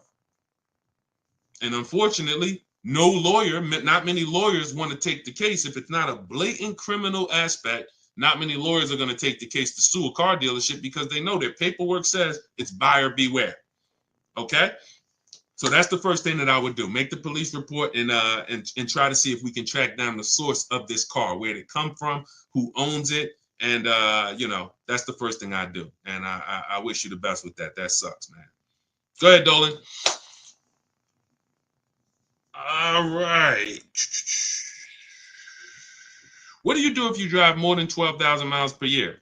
That doesn't matter. 12,000 miles per year is still on the low side of miles. 12,000. Now, if you drive more than that, if you drive 15,000, that's just above average. What I'm teaching now when it comes to shopping for cars is, especially used cars, 12,000 miles and lower is low miles. So right now we're in the 2025 model year. Whenever you're shopping for a used car, you want to ask yourself, what model year am I in? And usually after the fall, you're going to be in the next model year. So even if you're in 2025, okay, you could be in a 2026 model year. So then we look back and say, okay, if I'm looking for a 3-year-old car, average low miles is 10,000 miles per year or 12. Now, once you get up to 15, that's above average. That's not high yet. Above 15, 16, 17, 18, now we're getting to the high mileage. So it's not a matter of, 12,000 miles per year is really, it's still low. If you call it average, you can call it average, but there's nothing there's nothing that you would change based on you driving 12,000 miles a year or 15. And again, it has nothing to do with how much you drive. Leasing versus buying has nothing to do with how much you drive. The reason I learned about high mileage leases, I was a sales manager at Hyundai for a very short period of time, 6 weeks. It was a highway dealer on Route 1, New Jersey. It was literally like the owner's indicted.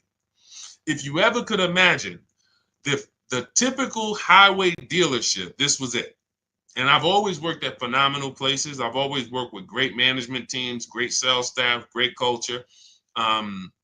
This was the opposite. This was like straight up, drugs in the bathroom, fights. I had to break up a fight between two of my sales team. It was just like, and it wasn't a physical fight, but they were about to fight. So I had to be peacemaker there. It was just 6 weeks. I said, thank you. I gave them the key back to the car that they let me drive, the demo. And I said, okay, thank you. God bless. This is not for me. But I learned something extremely valuable there. I had a customer who came back. He was returning his lease. He had 72,000 miles on the car. And I said, wow, you leased this?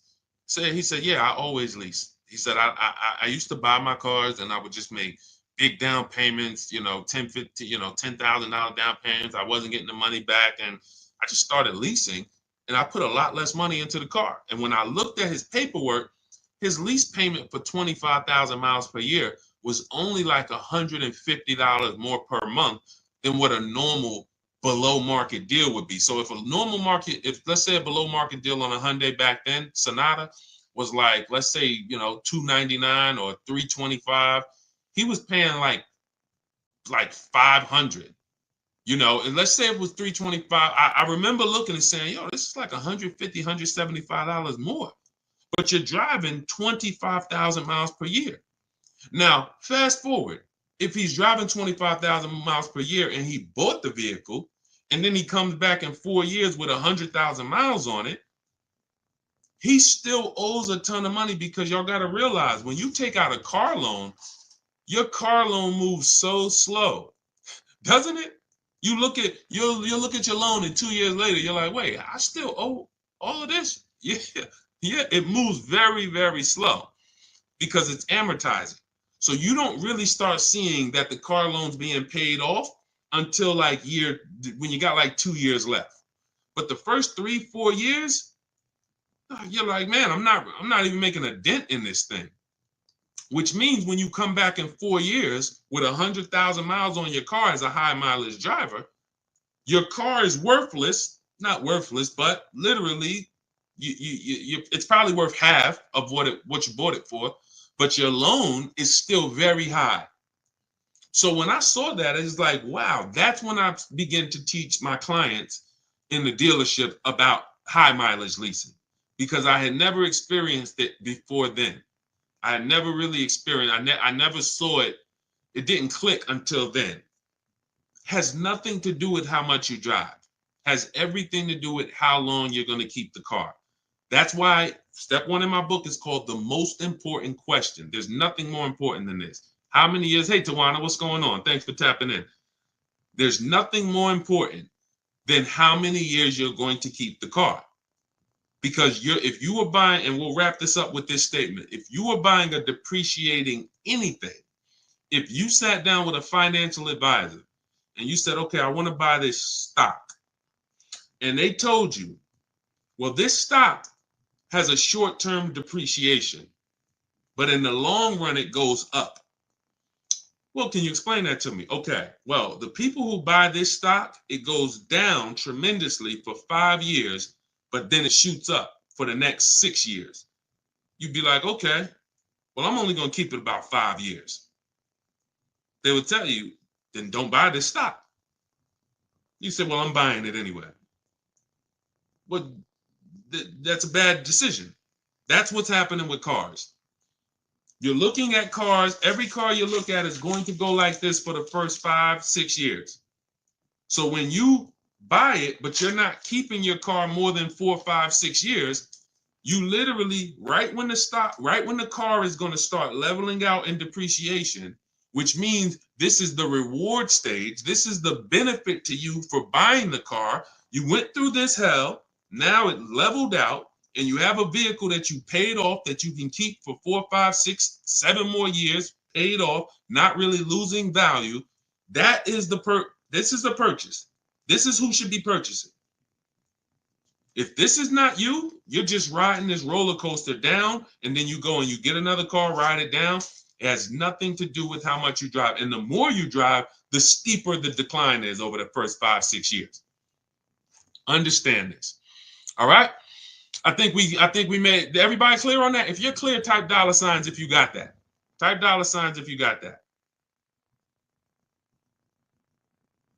Okay, everybody clear? Type $signs if you got that. Let's see. Okay, I see you, Dark Star. I see you, Tawana Bank. Okay, I see you. Okay, I see you, Sugar Mama. Okay, Sharon. Perfect. That's what all right. We want to make sure you are locking these concepts in. These concepts do not change. We are so far ahead of what's being taught in the market. You don't have to worry about these principles changing pretty much in our lifetime. Something would have to drastically change with cars for these principles to change. We're just ahead of the market. And unfortunately, if more car salespeople were taught these parameters and they were educating their clients, we wouldn't have to. There would be no place for us to do online education because car salespeople would be held to a very high standard with the threat of losing their license if they had to get one, or losing their ability to even be in the business if they had to learn these things, but they don't. You come in with a good smile, you say, hey, I want to make some money. You will be selling cars the next week, working with the public. Never sold cars a day in your life, don't know about loans, depreciation, resale value. Come on in, say, hey, all you got to do, if anybody's looking for a job, you want a career change, you just like, man, you know what? I think I would go right into a car dealership. You go into 10 car dealerships, say, hey, can I speak to the manager? Hey, look, I'm looking for a job. I just really want to make money. And you know what? I think I got a good personality. You'll have a job. You'll be selling cars in a week. That's who's helping you make $50,000, $100,000 decisions. That's who's helping you. So protect yourself. All right, my car insurance told me that insurance would double on the lease versus a purchase. That's just not true. You need to shop other insurance rates. That's just not true. Now, if you have a vehicle that has, you have if you maybe have a liability only policy, but full coverage is full coverage. If we got to, watch this. This is interesting.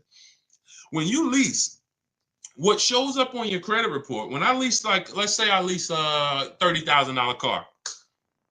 Let me use my car. The last lease I had was a Jeep Grand Cherokee. Jeep Grand Cherokee. I see you, Presario. I see you, Stately Natural. Thanks for tapping in. I see the $signs, Instagram. What I noticed, like, all right, I got a $33,000, $35,000 Jeep Grand Cherokee Laredo, 2018. I leased it for $330 a month. No money down, $330 a month. I paid about $12,000 over 39 months. When I pulled up my credit report, that's the amount that shows. 12,000. 12,000. Why is this important? Well, if I had purchased that $35,000 vehicle, how much is showing on my credit report? Balance due. 33, 34, 35,000. Whatever the whole loan is. So now outstanding is 12,000. Outstanding is 12,000. If God forbid the vehicle's totaled, the insurance company pays it off and I go get another vehicle. I don't have to worry about losses or anything like that. Now, if I put money down, that's a different question. That's the reason why we need to know our risk of putting money down on a lease, because if the vehicle's stolen or totaled, you don't get the money back. So it's very important. That's another reason we shop for every lease with no money down. Very important. But when it comes to insurance, the same vehicle that I'm driving for $33,000 that I leased is the same vehicle that that if I purchased it, I would need to insure with full coverage. Nothing changes, but with a lease, I'm responsible for less. Think about that. So from an insurance standpoint, I'm responsible for less. I'm only responsible for $12,000 of payments over the next 3 years on this vehicle. The bank is responsible for the balance. So that's why I don't see a lease. I've leased vehicles. I purchased vehicles. We leased several cars before we purchased our Infiniti truck. I didn't see my insurance drop when we purchased this Infiniti truck. I didn't be like, oh no, I didn't see my insurance go up. So what it sounds like to me is you now need to shop for insurance. Because if your insurance broker told you that your insurance is going to go up by leasing, they're incompetent.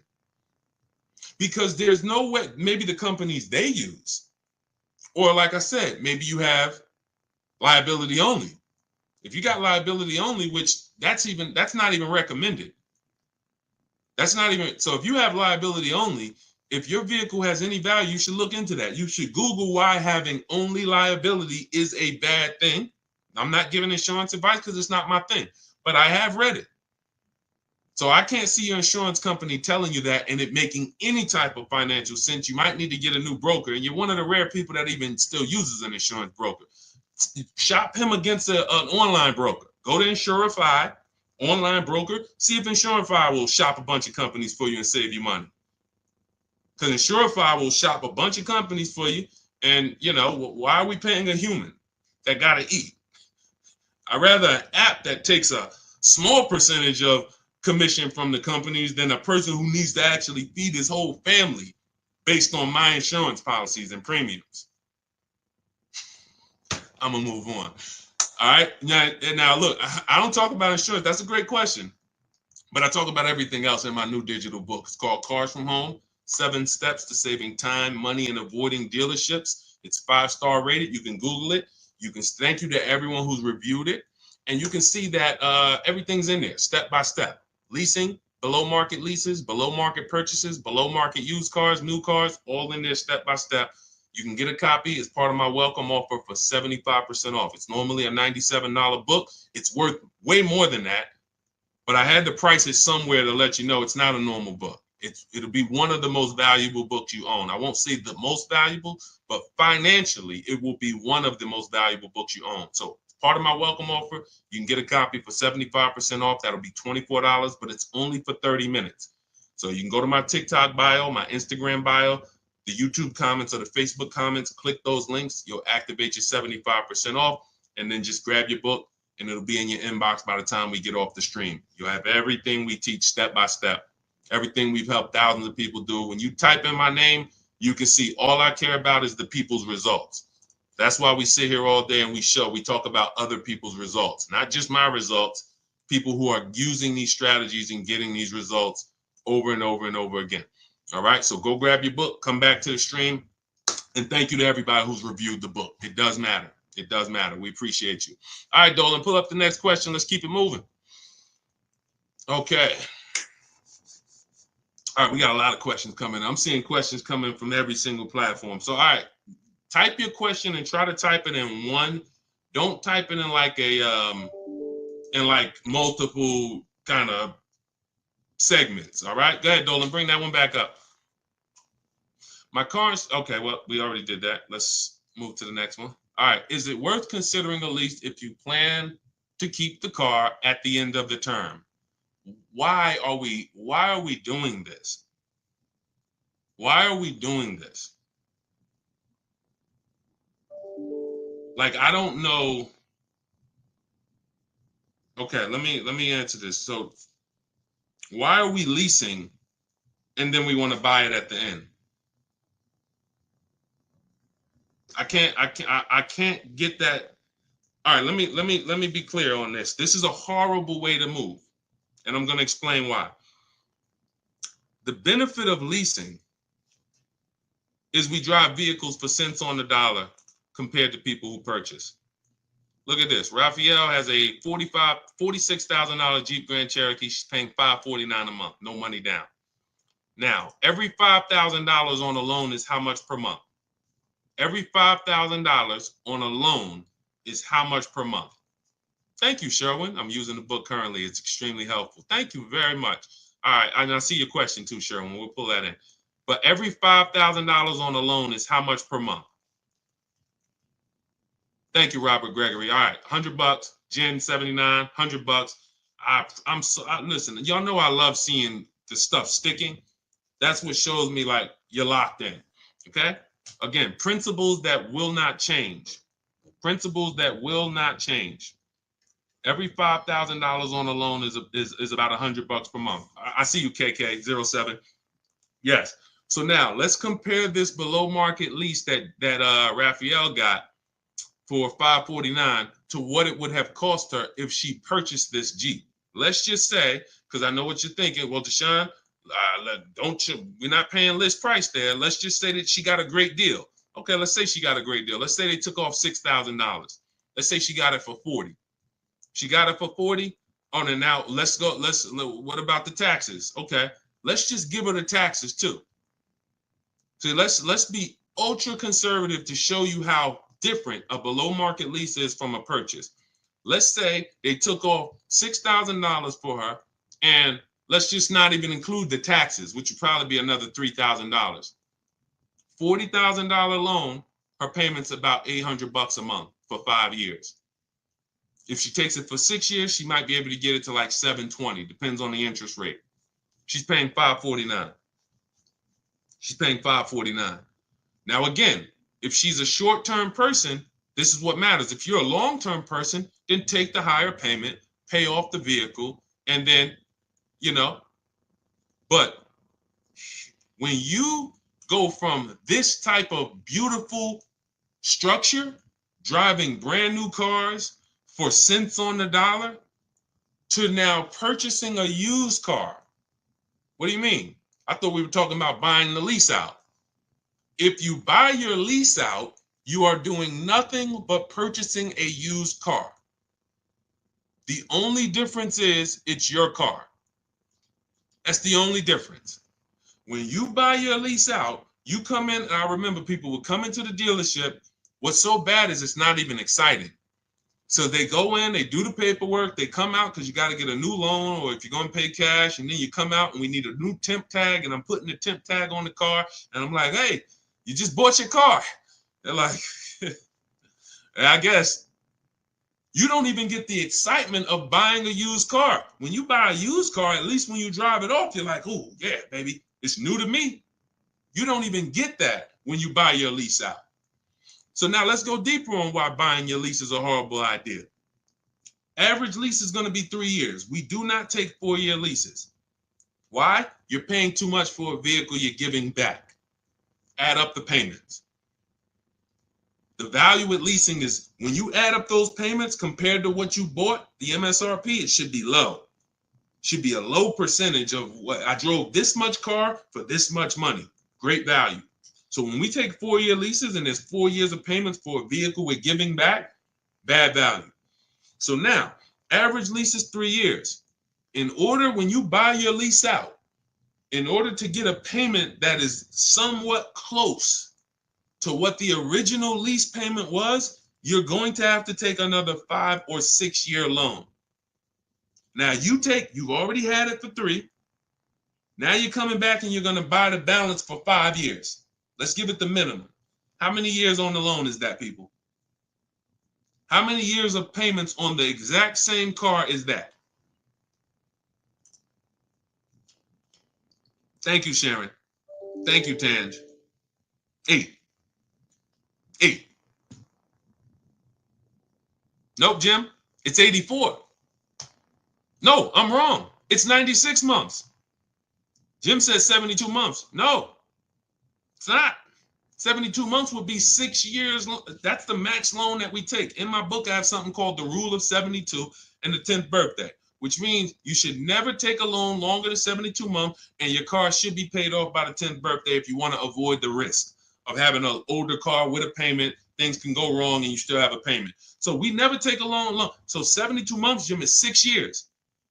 When you buy your lease, when you lease for 3 and then you buy it for 5 years, that's 96 months of payments, 8 years of payments on the exact same car. What smart person is taking 8-year loan? Anybody signing up for that? Any of you walking into a dealership saying, hey, give me the 96-month loan? Anybody?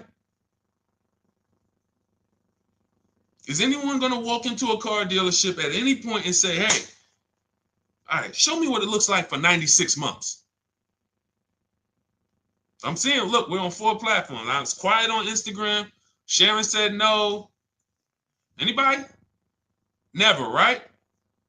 But we have tons of people. Look, Tan said, hell no. But we have tons of people who have leased their vehicle for 3 years and they go and buy it they buy the balance out with a 5-year loan.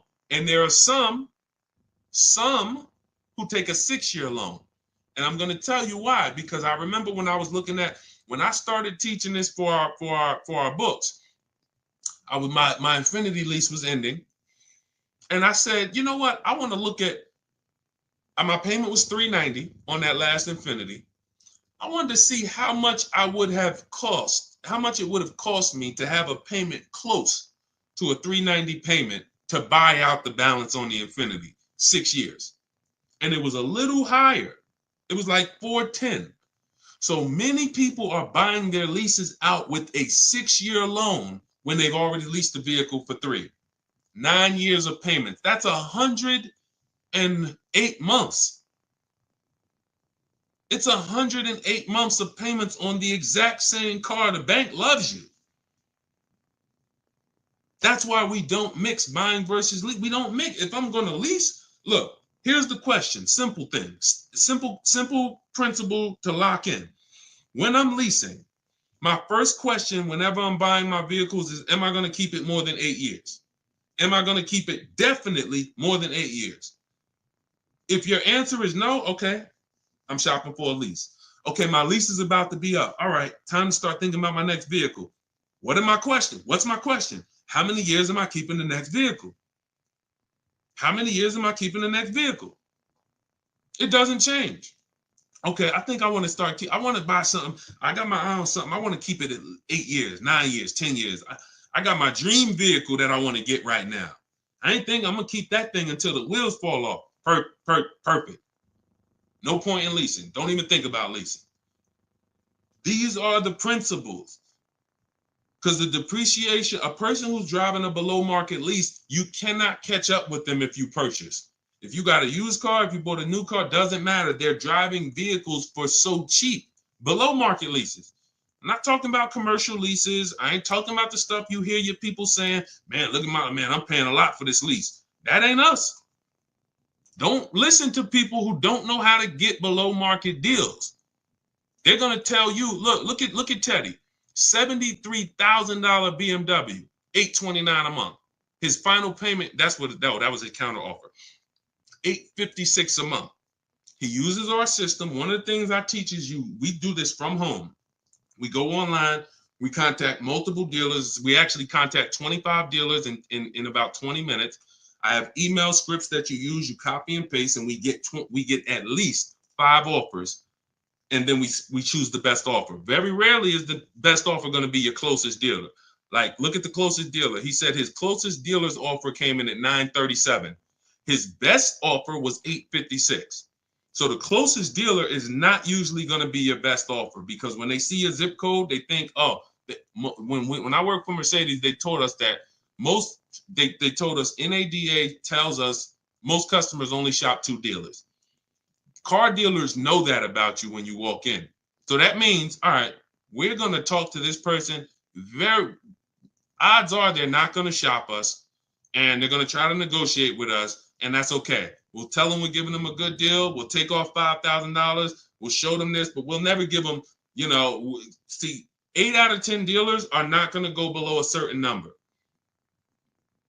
So you don't know that when you say, look, you might think, let me show you how dangerous negotiating with a dealer one-to-one is and why we never do it. You take somebody like Sean. Sean gets $21,000 off of his F-150 Lightning. If he had negotiated with one dealer on this, let me go to his follow-up, because he was asking me, did I think this was a great deal? And I said, well, if it's your best offer, then it's a great deal. Hold on. Let me see. Can I find this follow-up on Sean? See, I want y'all to understand, we never talk numbers in a dealer. We never talk numbers in a dealer. You don't have any leverage. You cannot shop competitors. And the only way that you're going to get a great deal is shopping competitors. In fact, I don't need to go deep on that. I don't need to go deep on that.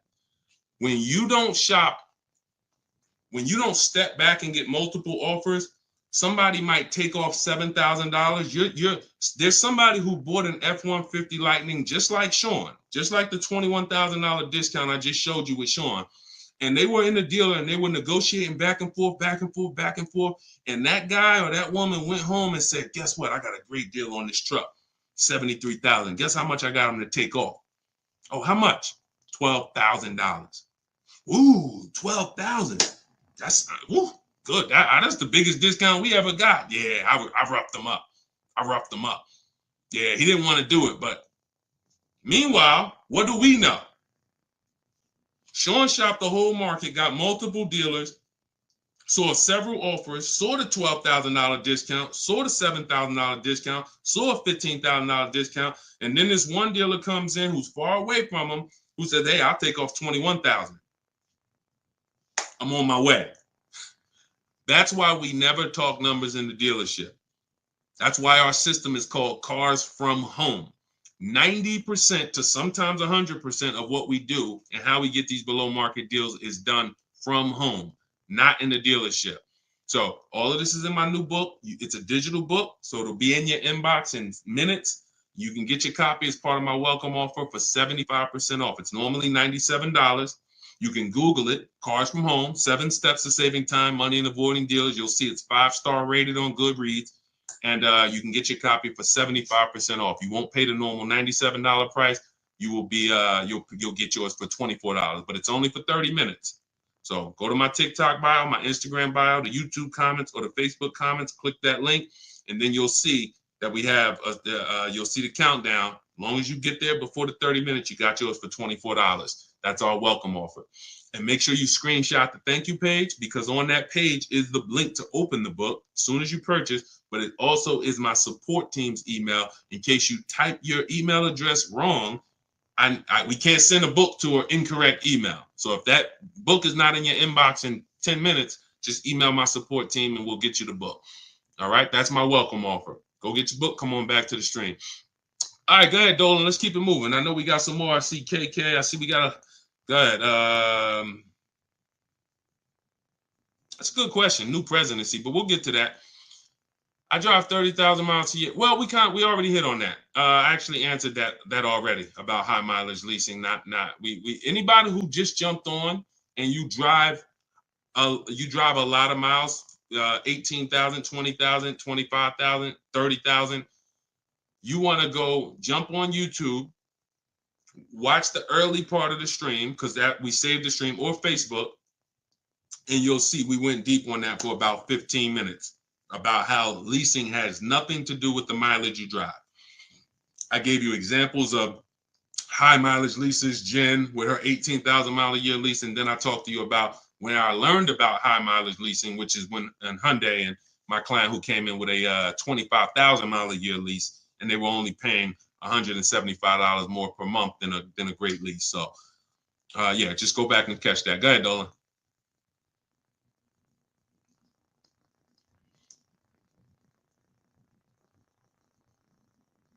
Go ahead, Dolan. This is a similar question. 30,000 K lease with just a similar question. My daughter just crashed her car. Sorry to hear that. Credit is mediocre. Any tips? I go the least expensive car that I can get. When we don't have the credit, one of the worst things we can do is to tie up money in a long-term deal where we take all right, let me put it like this. In my book, I have two strategies. See, let me explain why the first question never changes. First question is always, how many years are you going to keep the car?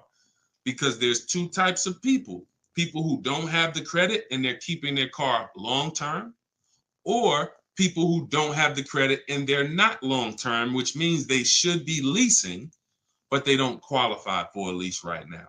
So let's assume that you're the first type of person. You're going to keep the car 8 years or more, but the credit's not good. Your mission is to make sure you get a great car. You can use our strategies, new car, used car. We need to get a great quality car below market below market price. We don't want to go out there and overpay for the car, because this is what people who don't have good credit tend to do. You go out with desperate vibes, desperate energy, and you basically say, whoever can get me in a car, I'll sign up for it. Which is why I've seen people rave about, hey, go see Joe. Man, and one thing about people who don't have good credit, they will go and tell their friends, and any of their friends who may not have good credit, hey, go see my man Joe, he'll get you approved. Joe is making tons of money on you, because Joe is making, I remember these deals would make $8,000 to $10,000 minimum for the dealership. Between the price of the car they sold you for and between the loan, these deals were washing out at $8,000 to $10,000 minimum. Very, very profitable deals for the dealership. Why? Because the people they don't know there's other options. Whenever we buy a car, we always separate the purchase of our car from our loan. We don't mix these two things, because we need to get bids. Some of you who've been on our streams, you know everything we do is a bid. We need to be getting bids.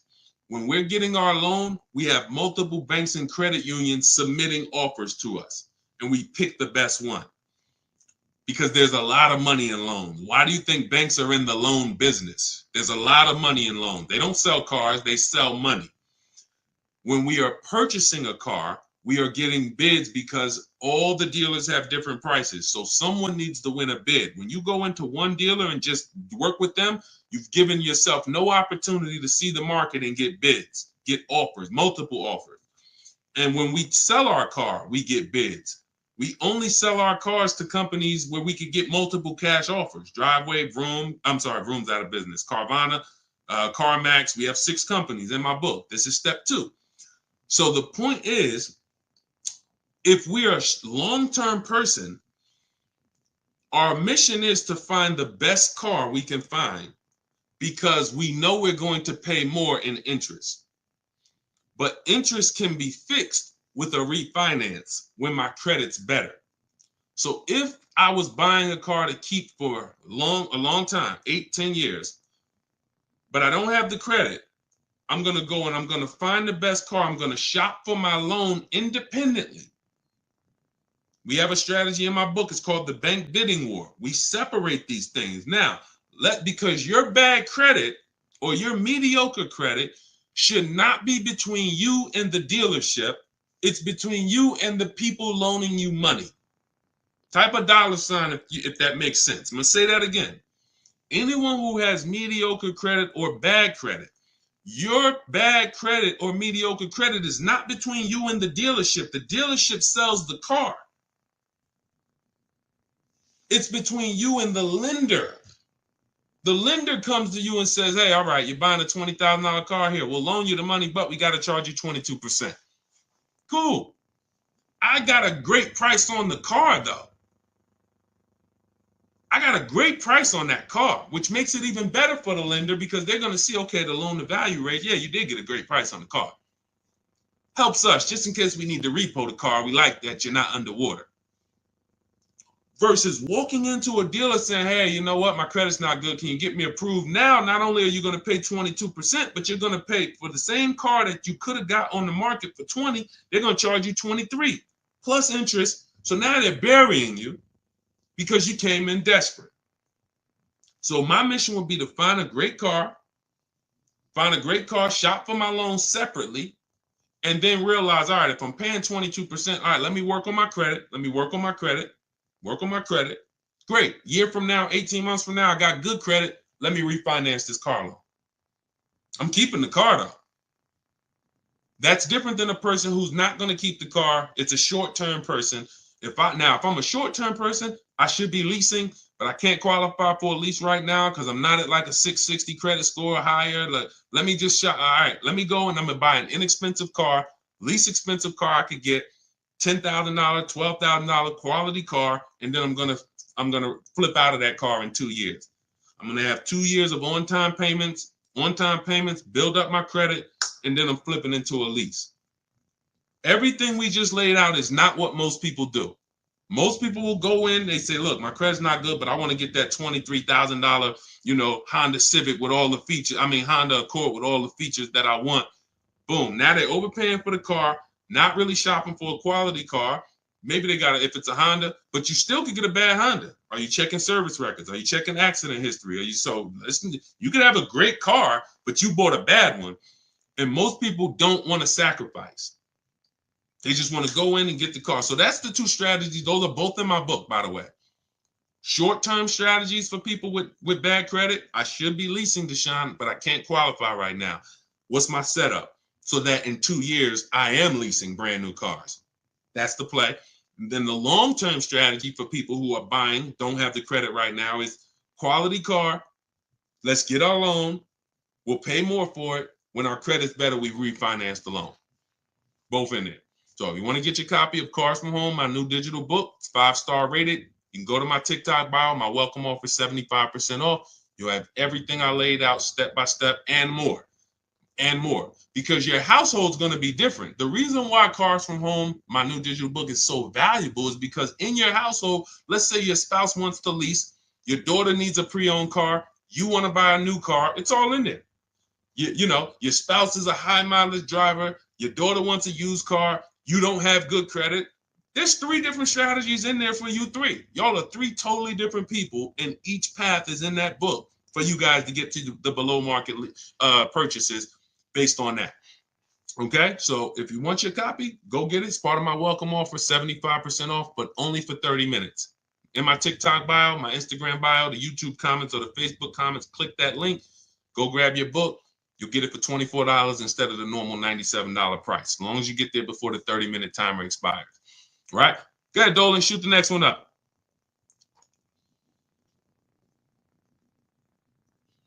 Who's getting value out of the stream? Type a dollar sign in the comments. Type a dollar sign if you're getting value out of what we do here. We hold ourselves accountable to not holding back. The reason why, we never hold back. It's all about, if you can remember all of this. I got tons of free videos that's been hitting the airwaves for 3 years. You want to try to maneuver through them all, piece stuff together, God bless you. You want to come on the stream, listen, try to piece it together, God bless you. Some of you like, yo, I ain't going to remember all of this. Let me go get the blueprint. Let me make sure no matter what I can reference it. Okay, everything's in the blueprint. That's the purpose. We make sure you can get the information no matter how you want it. No matter how you want it. Some of you who like Deshaun, you work with people. I see you showing a lot of people in your Facebook group. Yeah, we work with people all the time. I've worked with over 2,000 people since 2021. We have a video where we could, jump in a Facebook group where we do Zoom calls twice a month. Just go to my bio, go to the same links. You'll see, Dolan, can you post that link for the Shop with Deshaun in the comments for YouTube and Facebook? Those of you who want to know about us actually shopping together, that's fine too. Again, get in where you fit in. Whatever, I don't care how you get the information, use it so that you can keep this money in your family's bank account and out of these cars. These cars are sucking up people's money like relentlessly. How do you see the new presidency affecting car buying and rates? Whatever the market does, there's always three prices: above market value, below market value. We got deals. Let me show this deal that Bonita got during the pandemic, which has been historically, they say, the worst time to purchase a car. Now, I told people for years, if you didn't need to purchase, hold out, let this whole thing blow over, unless you had a vehicle to sell. Because if you had vehicles to sell that you could sell, cash out, because they were worth $7,000 to $10,000 to $12,000 more than they would be worth today. But for those who you were just adding a vehicle, if you didn't have to do that, we didn't do it. But if you had to do it, we had people who needed cars. Come on in. Let's show you how to get below market deals, even when the market's high. Bonita gets her Kia Telluride, December 2022. This is still when people were paying $5,000 over sticker for Kia Tellurides. She stays at home. She uses our system. She gets multiple offers. She gets a $45,000 Kia Telluride, $600 a month. In fact, it's an S, might be 46, $600 a month. Now, I told you what my neighbor got it for this year, $479. We don't know if it's the same model, but let's just figure it's similar. So below market at that time, the below market leases on Kia Tellurides was $600, because there were people leasing them for $700, $800, $850. I wish I could find them. They're everywhere. Some of them are still in those leases. They can't wait for them to expire. They're still paying $800 a month for their Kia Tellurides. She got it for $600. So no matter what the market does, the key is knowing how to get below market deals. And how do we get below market deals? It's very simple. We need to get enough offers to see the market, and then we pick the best one. It's very simple. You can't get below market deals going into one dealer or two, because that's not the market. That's two dealerships. The market is within 100 miles, 75 miles. What is the market? Everyone who has this car I want, what's the best offer? Doesn't matter. And here's what I always say. People with no skills are going to pay above market value. People with negotiating skills are going to pay market value. People who make dealers bid and get multiple offers get below market value. Because there's no I could say to a negotiator, here's how I know. Negotiator comes out the dealership. Hey, yeah, man, I just got a great deal, man. I worked them over. I've been coming back for 2-3 months working them over. Okay, are you willing to bet $1,000 that I can't get a better deal than you? Nah, I don't know. I wouldn't take that bet. Why not? You've been working them over. Yeah, but I wouldn't take a better. Now, I probably can't. I'm not gonna get a better deal from you from them. But for that car that you just drove out here with, bet me $1,000 I can't find a better deal than that in this market from home. Nah, I'm not gonna take that bet. That's why negotiators don't get below market deals. There's no confidence that they actually got a below market deal because they haven't seen the market. They go into one dealer, maybe two, they negotiate. There's no confidence. On the opposite end, you could have a person with no negotiating skills, which is what I love. The people with no negotiating skills, you're the people who we love, because you don't come in thinking you got the whole thing figured out. Negotiators, you got to come in unlearn because they want to bring all this old stuff that they do into a new system. You can't put new wine in old wineskins.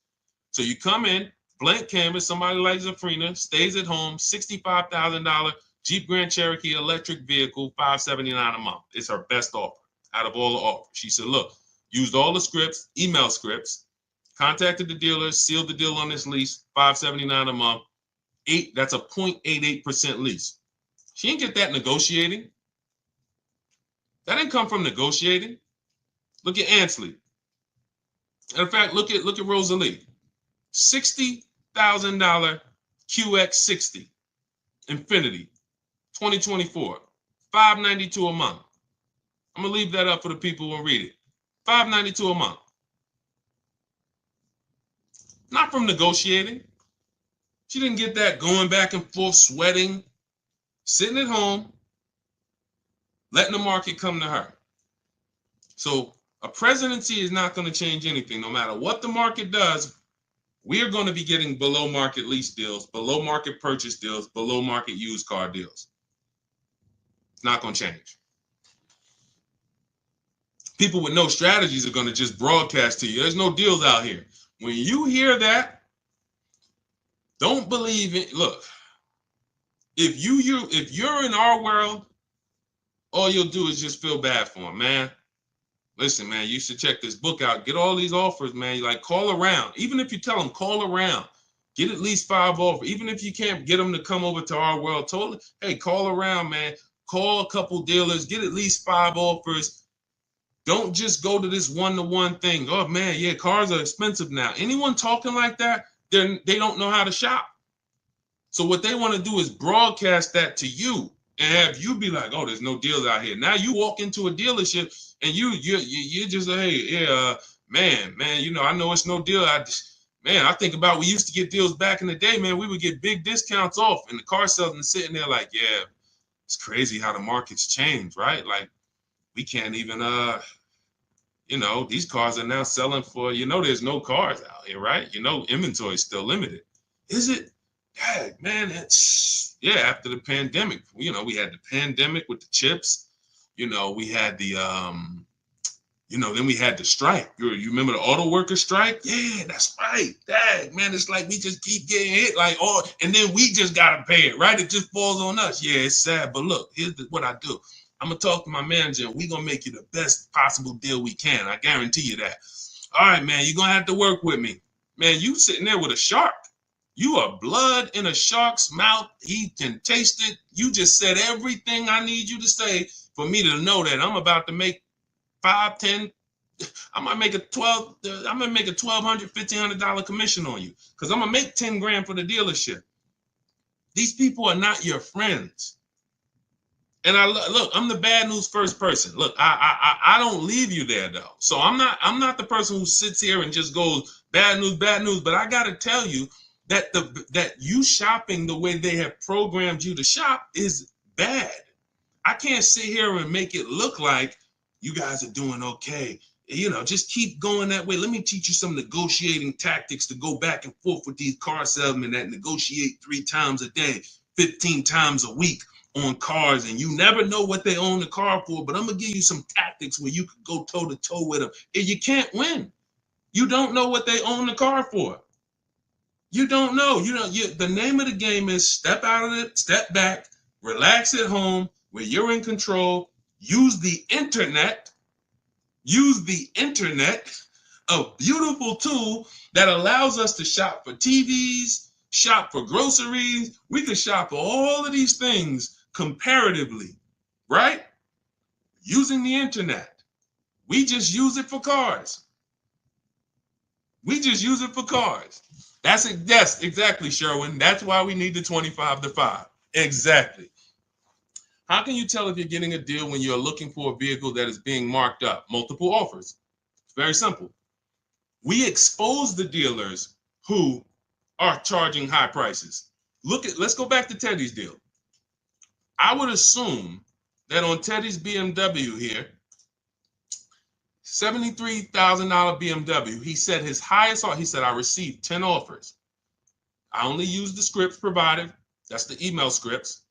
closed on a 2024 BMW i4 M50, $856 a month.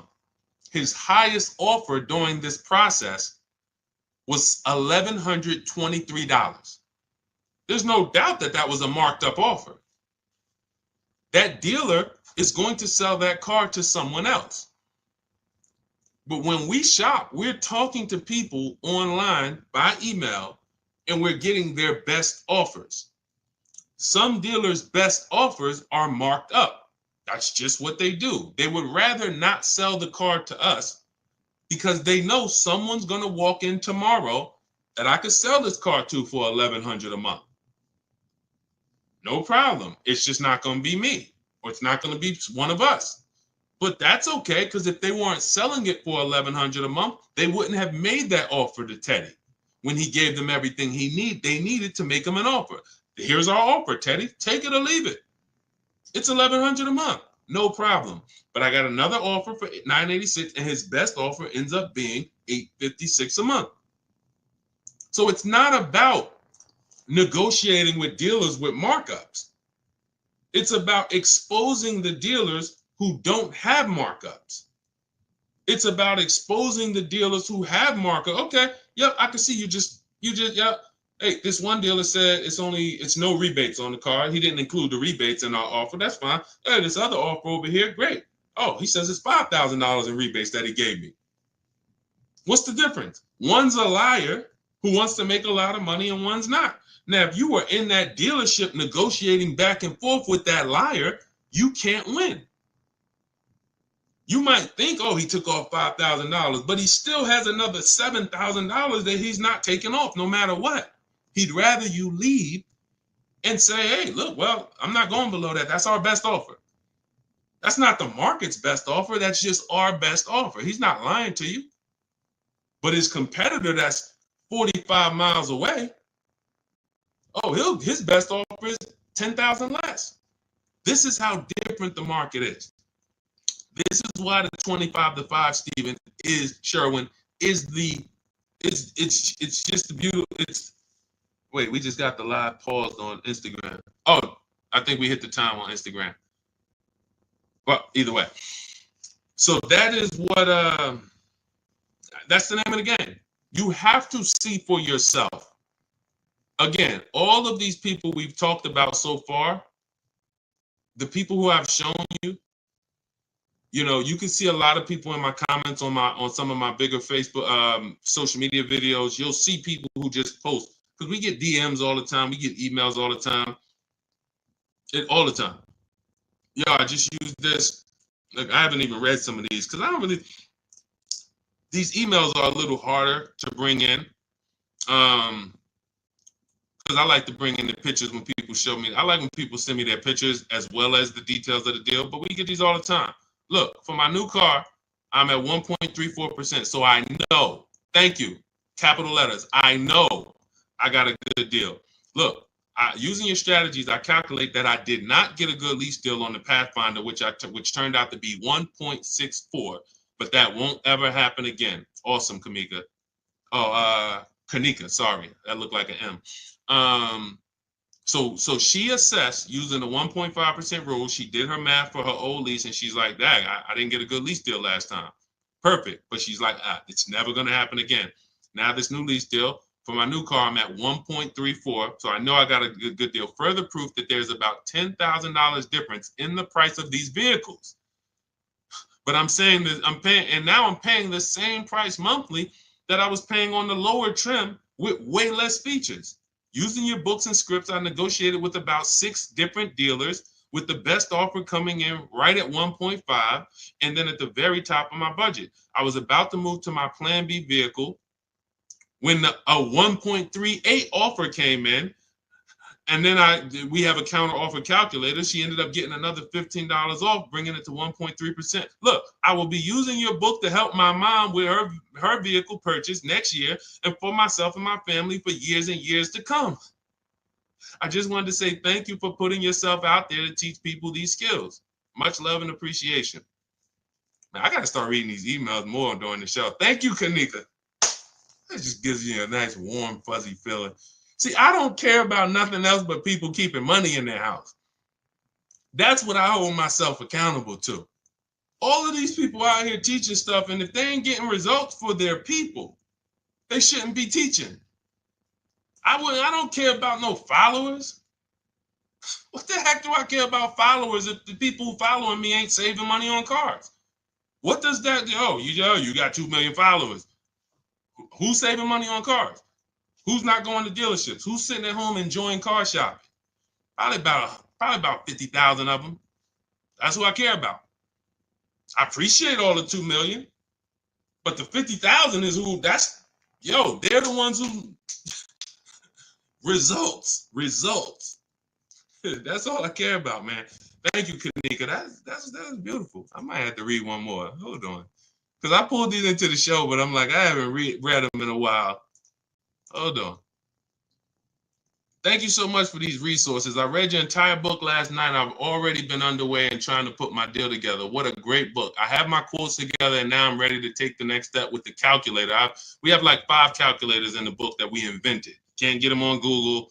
Literally counter offer calculators, budgeting calculators, stuff that, we invented. Wrote the code for it. It's in there. However, he just said, however, I do see your lease calculators for 12,000 miles per year. Do you have something I can use for 15 per year? So that was just a question that he wrote to me, just saying how great the book was and him having a strategy. And then, once he gets to the next stage, he sees we adjust the miles after. So again, it's all step by step. When we accept offers at 12, but we know we need 15, we always see sometimes because people think ahead, they're like, wait, hold on, I need 12, I need 15, I need 18, but it said we shop for 12. But once you shop for 12 and we're reviewing our offers, that's when I say, now here's when we pick the best offer and then adjust our mileage with that dealer. We need to find the best dealer first, then we adjust our offers. Okay? But yeah, I mean, it does. See, it's the confidence of having a plan. You can hear that when he was writing, he's like it's different. I'm shopping with a plan now. I'm not out here winging a $50,000 transaction, kind of shooting from my hip, hoping I don't make a mistake. It's like I have an actual process to follow, designed by a car dealer or a car salesman. I wouldn't call myself a dealer, even though for 4 years I ran a brokerage. So technically that is a dealer, but I've been inside car dealers for 14 years. So we wrote the process from the inside. So, okay. All right. Let's go, Dolan. I know, Dolan, you said we trying to go 2 hours, but I don't know, man. Like, text me in the private chat, man. I don't know about it. After about like my voice, let me drink some water.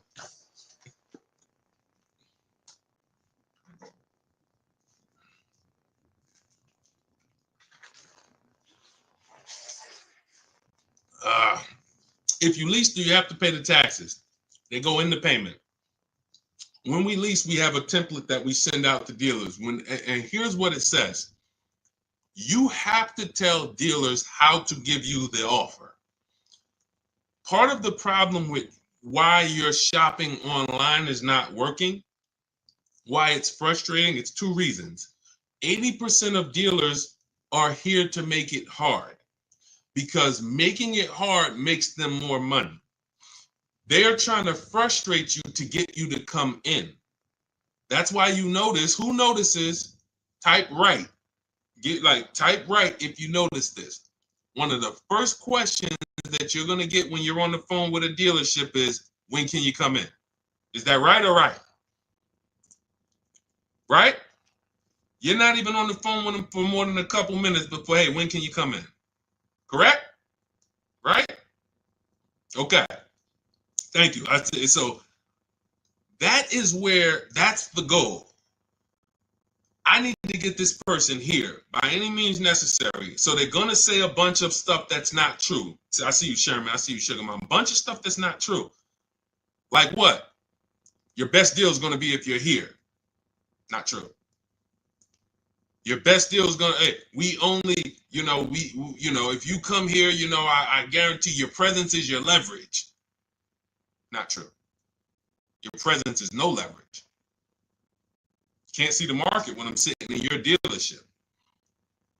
So you have to tell dealers how to quote you because they're going to quote you the way they want to quote you.